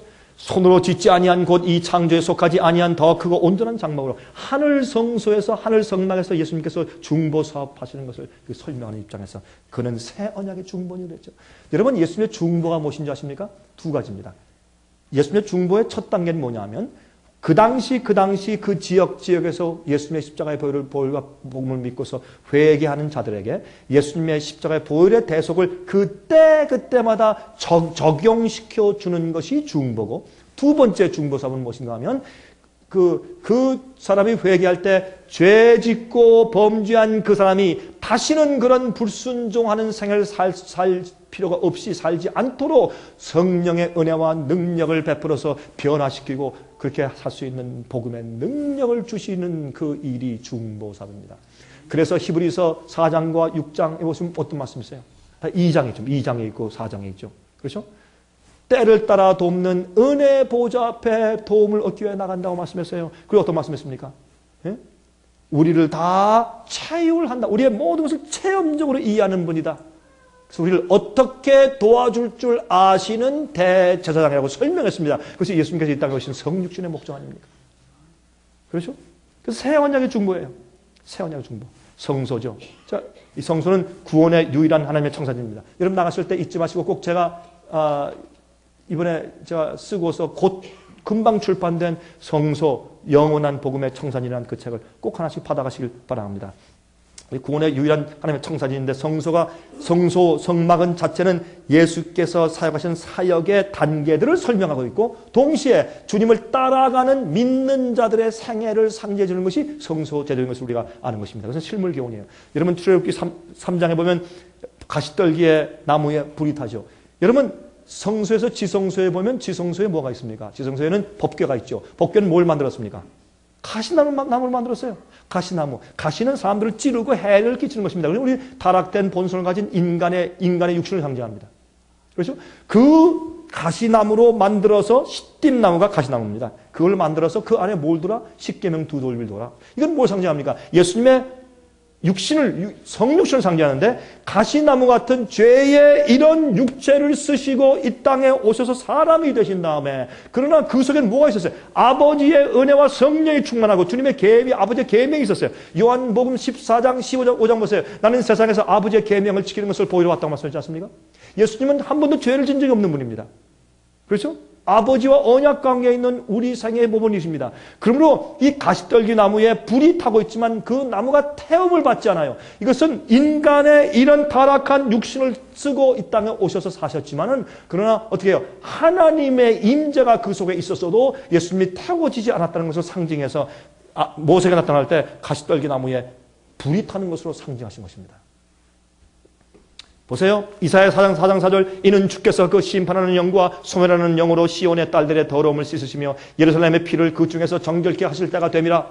하나님은 태우는 불이라고 말씀했습니다. 여기 이사야 33장 14절 15절 시온의 죄인들이 두려워하며 경건치 아니한 자들이 떨며 이르기를 우리 중에 누가 삼키는 불과 함께 거하겠으며 우리 중에 누가 영영이 타는 것과 함께 거하리요 하도다. 오직 의롭게 행하는 자 정직히 말하는 자 토색한 재물을 가증히 여기는 자 손을 흔들어 뇌물을 받지 아니하는 자 귀를 막아 피 흘리는 꾀를 듣지 않은 자 눈을 감아 악을 보지 아니하는 자 얼마나 성경은 정확하게 말씀하고 있어요. 하나님의 얼굴을 대면할 자는 이런 자들이라고 성경은 선포하고 있어요. 히브리 12장 28절 29절 그러므로 우리가 진동치 못할 나라를 받았은즉 은혜를 받자 이로 말미암아 경건함과 두려움으로 하나님을 기쁘시게 섬길지니 우리 하나님은 소멸하는 불이심이라.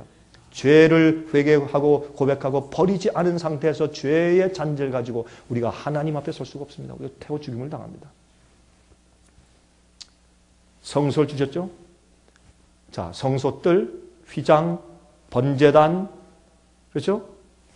물두멍, 성소 안에 들어가면 7 금초대, 오른쪽에 떡상, 가운데 분향단. 제가 여러분 오늘 가져와서 읽으실 그 책에는 제 이런 것을 간단하게 다 설명했습니다. 제가 성서책을 쓸 때는 이거 자세하게 쓰면 한 1000페이지 써야 되겠죠. 제가 그렇게 할 수가 없으니까 간단하게 요약해 썼으니까 아마 이런 것을 한 번에 단숨에 한 자리에 단숨에 다 읽을 수 있을 거예요. 한 160페이지밖에 제가 안 썼으니까 길게 안 썼으니까 이 계시록과 다니엘은 그래도 300페이지 넘지만 이거는 짧게 썼어요. 그러니까 단숨에 읽을 수 있을 겁니다. 이게 읽어보시면 성소제를 주신 그것이 줄거리가 딱 한눈에 보일 겁니다. 제가 하나하나 제가 설명을 거기 했으니까 제가 자세히 설명은 지금 안 드리고 이렇게 7 금초대 경험이 무엇이냐 떡상에 떡을 먹는 경험이 무엇이냐 분향단의 경험이 무엇이냐 지성소 앞에 서는 것이 무슨 경험이냐 대속죄일이 뭐냐 자, 그 설명했으니까 한번 읽어보시면 이해가 되시는 데 도움이 되실 것입니다. 그래서 여기 이제 성소가 있어요. 성소 뜰에서 죄를 사함받고 죄를 미워하고 의를 사랑하게 만들고 그것이 성소제의 목적이에요. 그 다음에 어떻게 해요? 성소 안에 들어가면 하나님의 말씀과 주님의 중보의 사역으로 성화하는 거룩한 열매를 맺는 것입니다. 그 다음에 맨 마지막에 지성소에 들어가서 하나님을 배우는 경험을 하는 것이죠. 그것이 성소 문제입니다. 지성소에 가면 지성소에 법궤가 있죠. 뚜껑을 열면 그 안에 무엇이 있습니까? 십계명이 있고 아론의 쌍난 지팡이가 있고 만나 항아리 있죠. 그리고 모세의 율법, 의식의 율법은 의식의 율법은 써서 두루마리로 옆에 이렇게 어떻게 해요? 이렇게 옆에 놨다 했죠. 골로새서 2장에 십자가로 패하사 하는 것은 뭘 패했어요? 여기 법궤 옆에 두었던 모세의 의문의 율법, 의식의 율법 이걸 패한 것이죠. 이 안에 있는 십계명을 패한 것은 아닙니다. 많은 사람들이 오해하죠. 그 잘못된 생각이죠. 그리고 그래서 성소들은 예수님의 이 지상 사역을 상징합니다. 그 다음에 예수님께서 이 땅에서 우리 죄를 지신 경험을 우리가 설명하기 위해서 성소들에서 제사하는 것을 설명하죠. 이 제사 가운데 4가지가 있죠. 번제가 있고 화목제가 있고 속죄제가 있고 그 다음에 속건제가 있습니다. 번제와 화목제는 자원하는 제사예요. 꼭 가져갈 필요 없어요. 그러나 속죄제와 번제는 반드시 죄를 진 사람은 반드시 가져가서 제사를 드려야 용서를 받습니다. 그러면 속죄제를 드리는 사람이 번제를 같이 드리는지 화목제를 같이 드리는 것입니다. 그래서 번제는 완전한 굴복을 상징하고 헌신을 상징하고 그 다음에 화목제는 하나님과 화목하고 하나가 되었다는 걸 상징합니다. 감사함을 상징합니다. 그렇죠? 그래서 화목제는요, 이스라엘 백성들이 그 성소에서 아침에 번제 하나, 번제죠. 아침에 번제 하나, 저녁 때 번제 하나. 그래서 24시간 동안 번제 연기가 계속 끊임없이 올라가고 그 연기가 그칠 날이 없도록 하려고 했습니다. 왜요? 우리의 생애가 항상 주님께 헌신하고 굴복한 생애가 되게 하는 것이 그 이유니까, 그 설명이니까 말이죠. 그래서 예수께서 6월절 양으로 돌아가실 때 니산 14일 성령이죠. 성령으로 제1월달. 여러분 성령은 7개월이죠. 그렇죠? 그 당시에 있는 민력은 12달이지만 그들이 음력을 썼죠. 음력으로 쓴 성령. 홀리 캘린더의 7달입니다. 6월절부터 장막절까지. 그렇죠? 그 7달 가운데 제일 처음에 니산, 첫 달, 아비벌이죠. 첫 달 14일, 니산 14일 오후 3시에 between evenings 했습니다. 그게 무슨 말입니까? 원래 6월절 양을 드릴 때는 어떻게 해요? 영어 성경에는 between evenings이에요. 저녁과 저녁 사이에 그랬어요. 유대인들에 관련면은 해가 뜰 때가 0시입니다. 3시는 우리 9시고 6시는 지금 정오 12시고 그러면 6시면요. 6시는 그렇고 9시는 오후 3시고 그 다음에 해가 질 때는 저녁 6시고 그것이 유대인들의 시간 개념 아니었습니까? 그러면 그때 성경에 말씀하기를 해가 중천에 떴다가 내려간단 말이에요. 그때부터 사실은 이브닝, 저녁이 시작되는 것입니다. 그러면 해가 완전히 질 때가 저녁 아니에요? 그러면 그 사이가 얼마예요? 오후 3시입니다. 예수님께서 다 이루었다. 내 영혼을 아버지께 의탁합니다고 딱 돌아왔을 때 그때 오후 3시입니다. 그래서 이 사람이 이분이 6월절 양 메시아야 알려주기 위해서 시간까지 딱 맞춰서 6월절에 있는 그 양이 그때 딱 돌아가셨죠. 6월절 참양이 오셔서 돌아갔을 때 성소에 휘장이 찢어졌죠. 그 당시 휘장은 두꺼운 것이었습니다. 근데 어떻게 해요? 밑에서부터 위가 아니라 위에서부터 아래로 찢어졌습니다. 그건 하나님께서 찢으신 겁니다. 더 이상 이 땅의 지상 성소의 형식은 필요가 없다. 왜? 실제 이 성소에 6월절 양, 참양이 오셨으니까 그렇게 되어 있다고 합니다. 그죠? 우리의 구원은 그러므로 죄를 미워하고 의를 사랑하게 만드는 데 달려 있습니다. 성소의 모든 제도는 우리 마음 가운데 죄를 미워하는 마음을 주고 죄를 다 녹아내리고 의를 사랑하게 하는 사랑을 넣어주는데 구원의 목적이 달리는 것을 우리가 알 수가 있게 됩니다. 좀 시간이 지금 돼서 제가 이 얘기는 좀 그치겠습니다. 이 얘기는 제가 간단히 말씀드리면 이게 USA 신문, USA Today 신문에 2007년도 9월 20일자에 난 이제 그 얘기인데, 여러 목사님들이 이제 교회 가셔서 예화하실 때 좋겠다. 말씀 좀 몇 분 가더라도 말씀 드릴게요.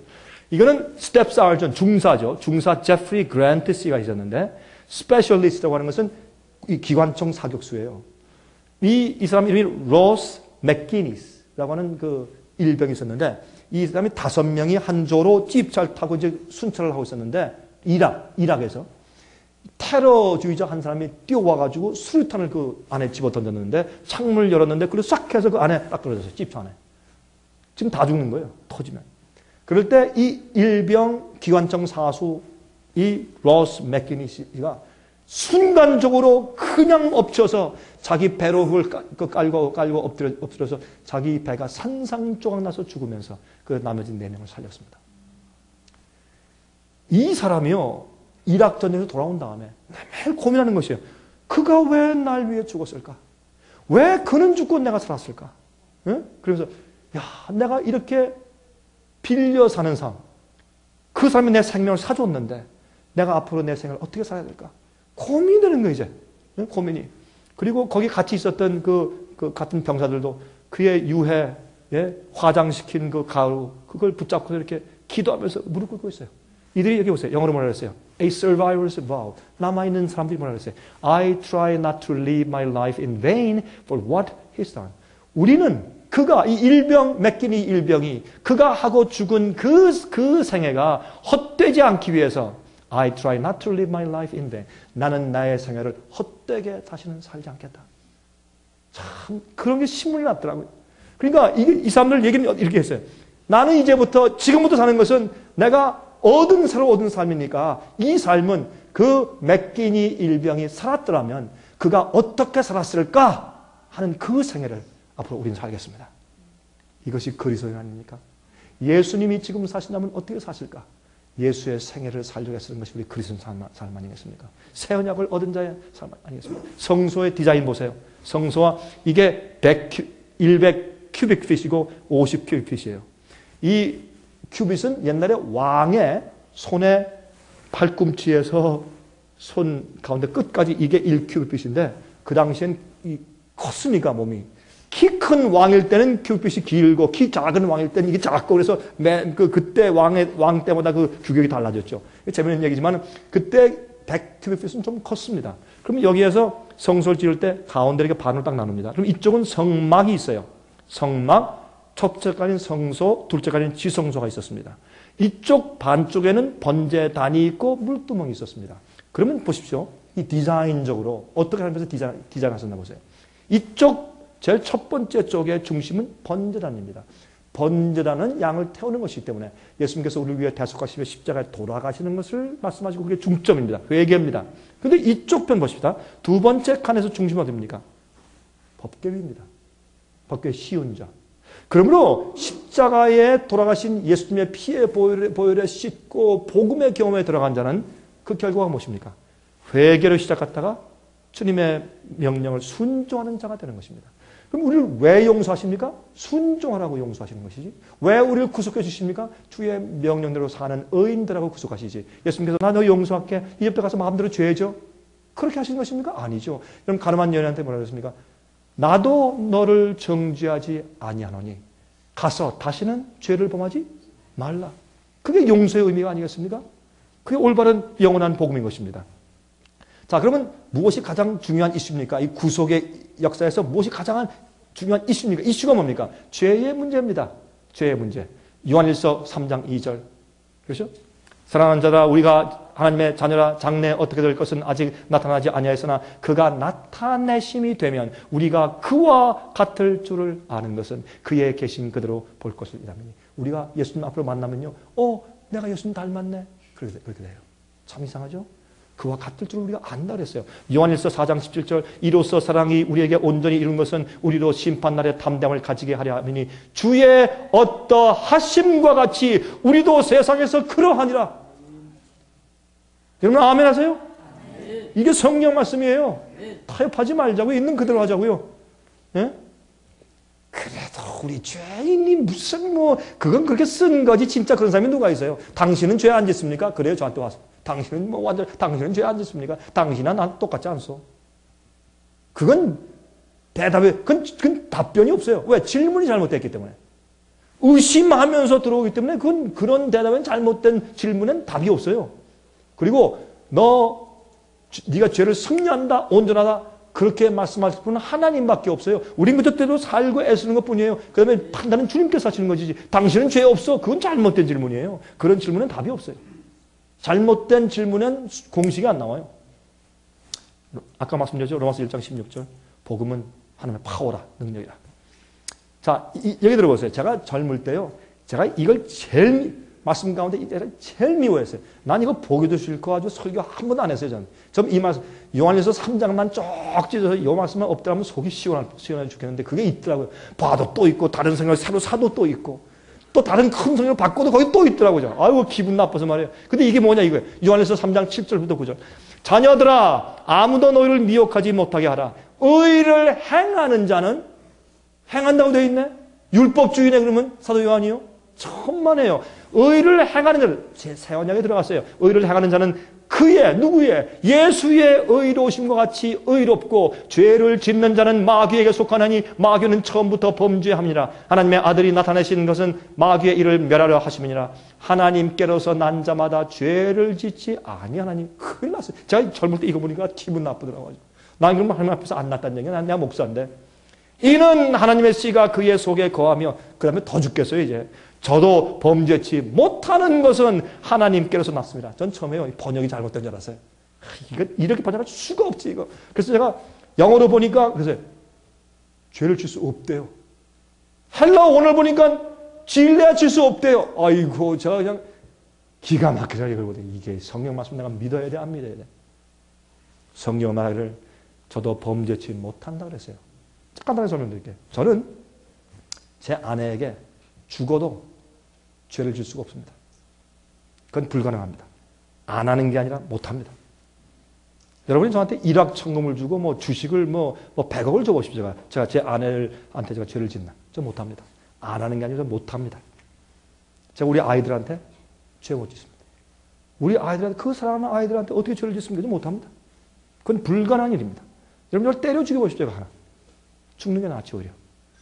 이게 뭐냐? 사랑에서 우러나오기 때문에 못하는 겁니다. 이걸 말하고 있는 겁니다. 우리가 연약하게 쓰러지고 범죄할 때가 실수할 때가 있습니까? 있습니다. 그러나 우리가 진실로 거듭나서 새 언약에 들어가면 의도적으로 나 요거 해야지. 계획적으로 저거 성령의 역사하시는데도 다 거절하고 이거 한 번만 더 할게요. 이렇게 안 합니다. 의도적으로 계획적으로 범죄하면 우리는 다시 거듭나고 십자가 앞에 다시 와야 합니다. 구원을 잃어버렸습니다. 의도적으로, 계획적으로 알면서 성령의 음성을 자꾸 거절하면서 범죄하고 쓰러지는 사람은 다시 주 앞에 와서 다시 용서받아야 합니다. 우리 구원을 잃어버립니다. 정말 한 번 구원받으면 영원히 구원받은 것인데 once saved, always saved. 그게 무슨 말씀이요? 그런 말씀은 성경에 있나 보십시오. 성경에. 없습니다. 에스겔서 18장 가서 읽어보세요. 여러분들. 뭐라 그랬습니까? 의인이 의를 행하고 살다가 범죄하면 그 범죄 때문에 의를 다 잃어버린다고 그랬어요. 멸망당한다 그랬어요. 죄인이 죄 때문에 살다가 회개하고 나와서 의롭게 되면 그는 구원받는다 그랬어요. 의인도 넘어지고 회개하고 돌아올 수 있죠. 그러나 우리가 한 번 예수 십자가를 믿어서 구원받았다. 이젠 내가 무슨 짓을 해도 괜찮다. 이런 엉터리 같은 복음 때문에 교회가 망하는 겁니다. 여러분들 혹시 그런 말을 입 밖에 한마디로 낸다면 여러분들은 영혼들에 대한 책임을 지셔야 합니다. 잘못된 겁니다. 범죄치 못한다는 것은 뭐냐면 예수님의 사랑으로 새 언약 가운데 들어가기 때문에 이제 두렵고 떨리고 우리 구원을 이룬다고 빌립보서에 말씀하신 그 사도 바울이 그다음부터 내가 주님 위해 사는 삶을 살다가 어떤 연약해서 넘어지죠. 쓰러지고. 제가 이해합니다. 저도 우리 연약한 사람이니까. 그러나 우리가 죄송합니다 하나님. 나를 더 높은 지위에 올리시고 나를 더 의롭게 하시고 나를 성령의 은혜를 채우십시오.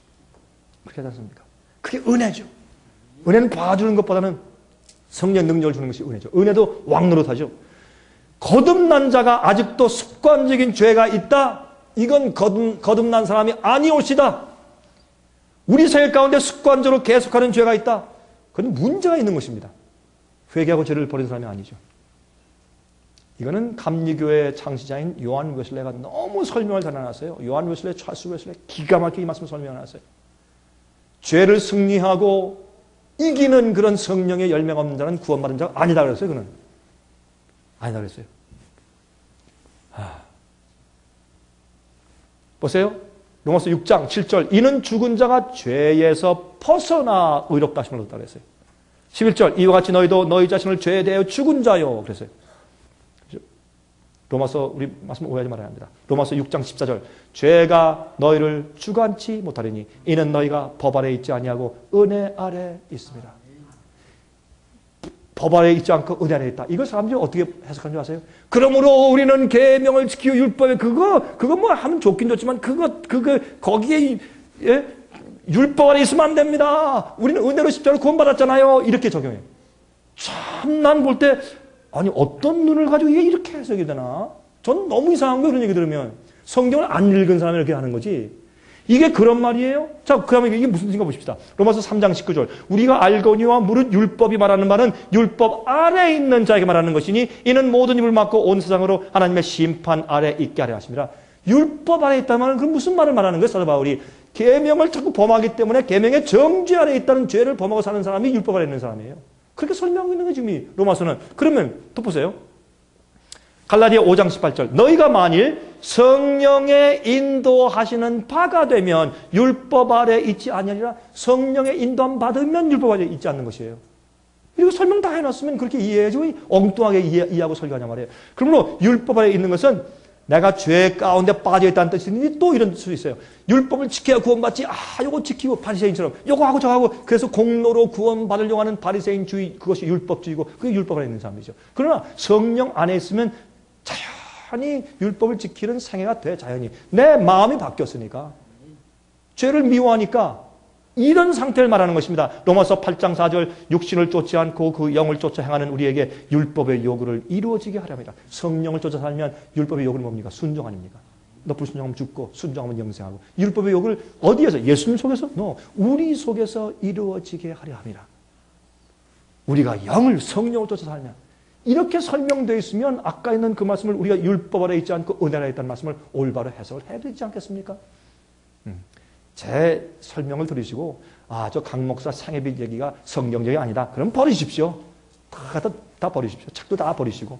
그러나 이게 성경적이다. 그럼 그대로 하십시오. 죄와 은혜의 관계 보세요. 로마서 5장 20절 21절 죄가 더한 곳에 은혜가 넘쳤나니 이걸 어떤 분이 설교하더라고요. 여러분 우리 죄인입니까? 죄인입니다. 여러분 죄가 몇 개입니까? 10,000개입니까? 1,000개입니까? 1,000,000개입니까? 그보다 더 많습니다. 더 많습니까? 아멘 할렐루야. 그렇게 이렇게 죄가 많으니까 은혜가 더 많을 수밖에 없습니다. 이렇게.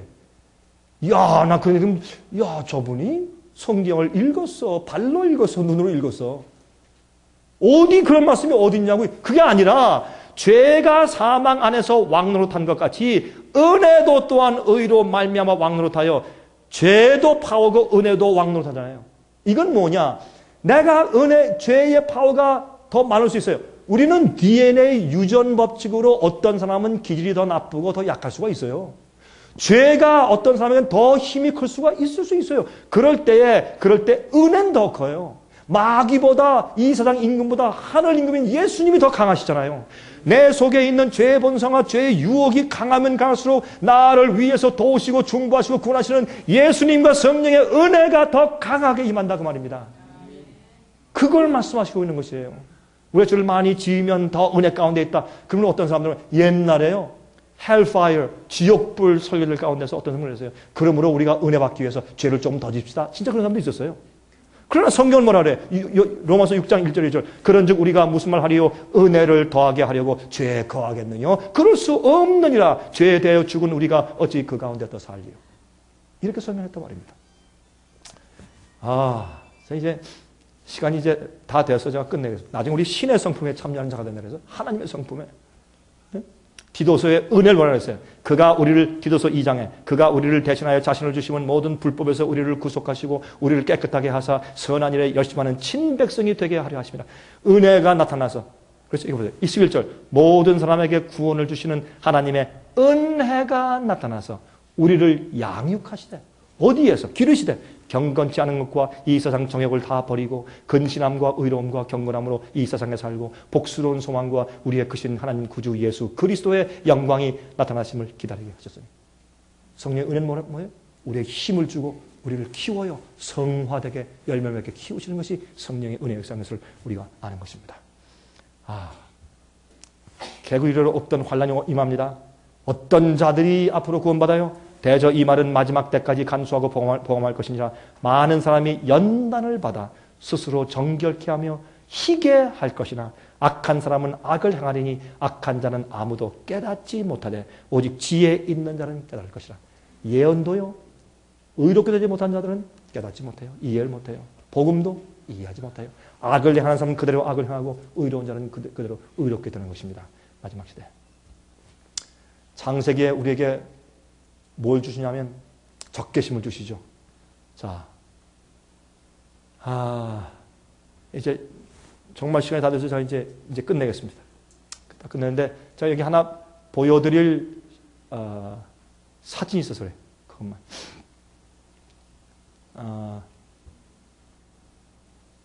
요한복음 14장 15절 너희가 나를 사랑하면 나의 계명을 지키라. 아까 말씀드렸죠. 자, 이거 보세요.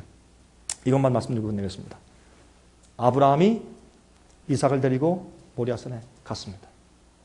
진짜로 죽이려고 했습니다. 그렇죠? 그 경험 제가 길게 설명할 필요 없죠. 얼마나 가슴 아픈 아버지의 경험이었어요.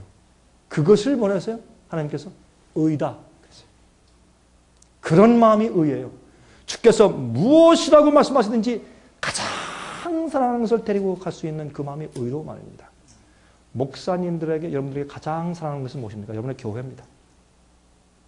여러분이 의롭게 살고 올바로 진리를 설교하다가 교회를 잃어버리게 된다.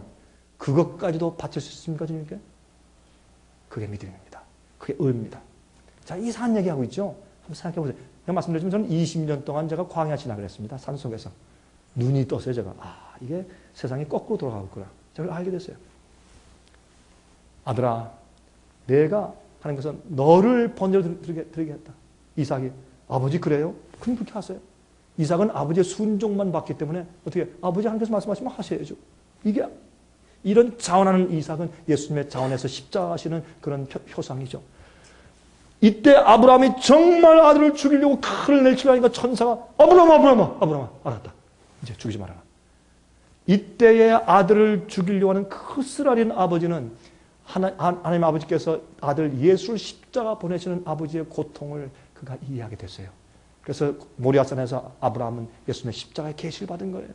사실은 그 아들의 고통을 이해하는 거예요. 자식을 죽이려면서 그 십자가의 고통을 아브라함이 조금 이해하게 됐어요. 그 실제 경험을 통해서 하나님께서 그래서 그를 시험하신 것이에요. 여러분 아십니까? 모리아산 위에 역대하 3장 1절 보면 솔로몬이 모리아 산 위에 예루살렘 성전을 지은 자가 됐어요. 그러므로 그게 무슨 말이냐면 아브라함이 이삭을 바치려는 그 제단이 솔로몬의 성전의 번제단이 되었습니다. 그리고 그 나중에 보니까 말이죠. 죽이지 마라. 그렇게 할 때 그들이 너무 기뻐서 얼싸안고 있는데 보니까 저쪽에서 매 수양의 소리가 들려요. 고개를 들어 멀리 보니 저기에 가시덤불에 뿔이 걸려있는 수양이 있어요. 그들이 가서 기쁨으로 그 양을 가져와서 번제를 드렸어요. 실제로 수양이 걸려있던 곳은 갈바리가 되었습니다. 예루살렘 번제단에서 고개를 들어서 보면 갈바리 언덕이 보여요. 이렇게 해서 이 아브라함에게 십자가의 계시를 보여주시면서 무슨 말씀을 하시든지 주님을 사랑하고 신뢰하는 마음으로 따라가서 가장 사랑하는 아들까지도 바칠 수 있는 믿음을 보여주면서 이 자가 믿음의 조상이야 라고 말한 것입니다. 이것이 믿음입니다. 그러므로 창세기 21장 11절 13절에 말씀했습니다. 여호와의 사자가 하늘에서부터 그를 불러 가라사대 아브라함아 아브라함아 하시는지라 아브라함이 가로되 내가 여기 있나이다 하며 사자가 가라사대 그 아이에게 내 손을 대지 말라 아무 일도 그에게 하지 말라 내가 내 아들 내 독자라도 내게 아끼지 아니하였으니 내가 이제야 내가 하나님을 경외하는 줄을 아노라. 이것이 하나님을 두려워하며 주님을 따르고 섬기는 의인들의 태도입니다. 이것이 복음의 경험이옵시다. 이런 경험이 여러분과 제게 충만하고 우리의 말씀을 듣는 많은 양들이 그것을 본받아 하나님 앞에서 올바로 의롭게 되는 사람들 되시기를 간절히 바랍니다. 기도하겠습니다. 자비하신 하늘에 계신 우리 아버지, 오늘 아침에 복음에 대해서 우리가 다시 한번 살펴보았습니다. 주의 말씀은 얼마나 분명하고 얼마나 단순한지요. 주님, 지금 우리가 간구합니다. 우리는 주 앞에 드릴 것이 아무것도 없습니다. 또 보잘것도 없습니다. 그러나 그저 우리 마음은 주의 뜻대로 살고 주님께만 충성하고 주님만 기쁘시게 하고 진리를 올바로 이해하여 가르치고 싶은 열망밖에 없습니다.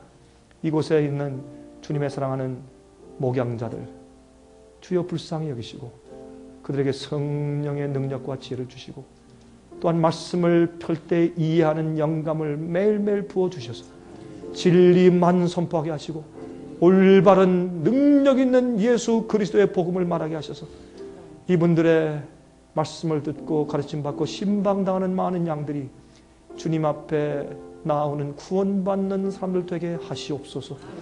하나님 아버지, 우리가 소원합니다.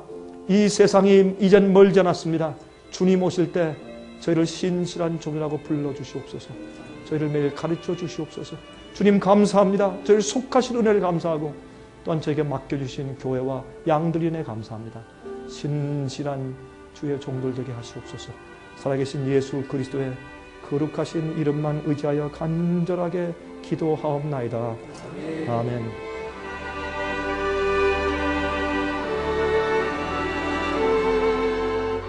은혜 많이 받으셨습니까? 생애의 빛은 각종 미디어, 즉 출판물, 텔레비전, DVD, CD, 그리고 웹사이트를 통하여 복음을 전하는 미디어 선교기관입니다. 생애의 빛 선교 사업에 대해서 좀 더 자세하게 알기를 원하시는 분들은 웹사이트 www.sostv.net을 방문하시기 바랍니다. 생애의 빛 웹사이트에는 지금까지 나온 모든 월간지와 DVD, 텔레비전 방송물들을 누구나 무료로 보실 수 있도록 준비되어 있습니다. 원하시는 책자나 테이프 있으시면 무료 전화 1-877-704-1004, 1-877-704-1004, 1004번으로 신청하여 주시기 바랍니다. 미국 동부 시간으로 월요일부터 금요일까지 9시에서 5시 사이에 전화해 주시기 바랍니다. 그럼 다음 시간까지 안녕히 계십시오.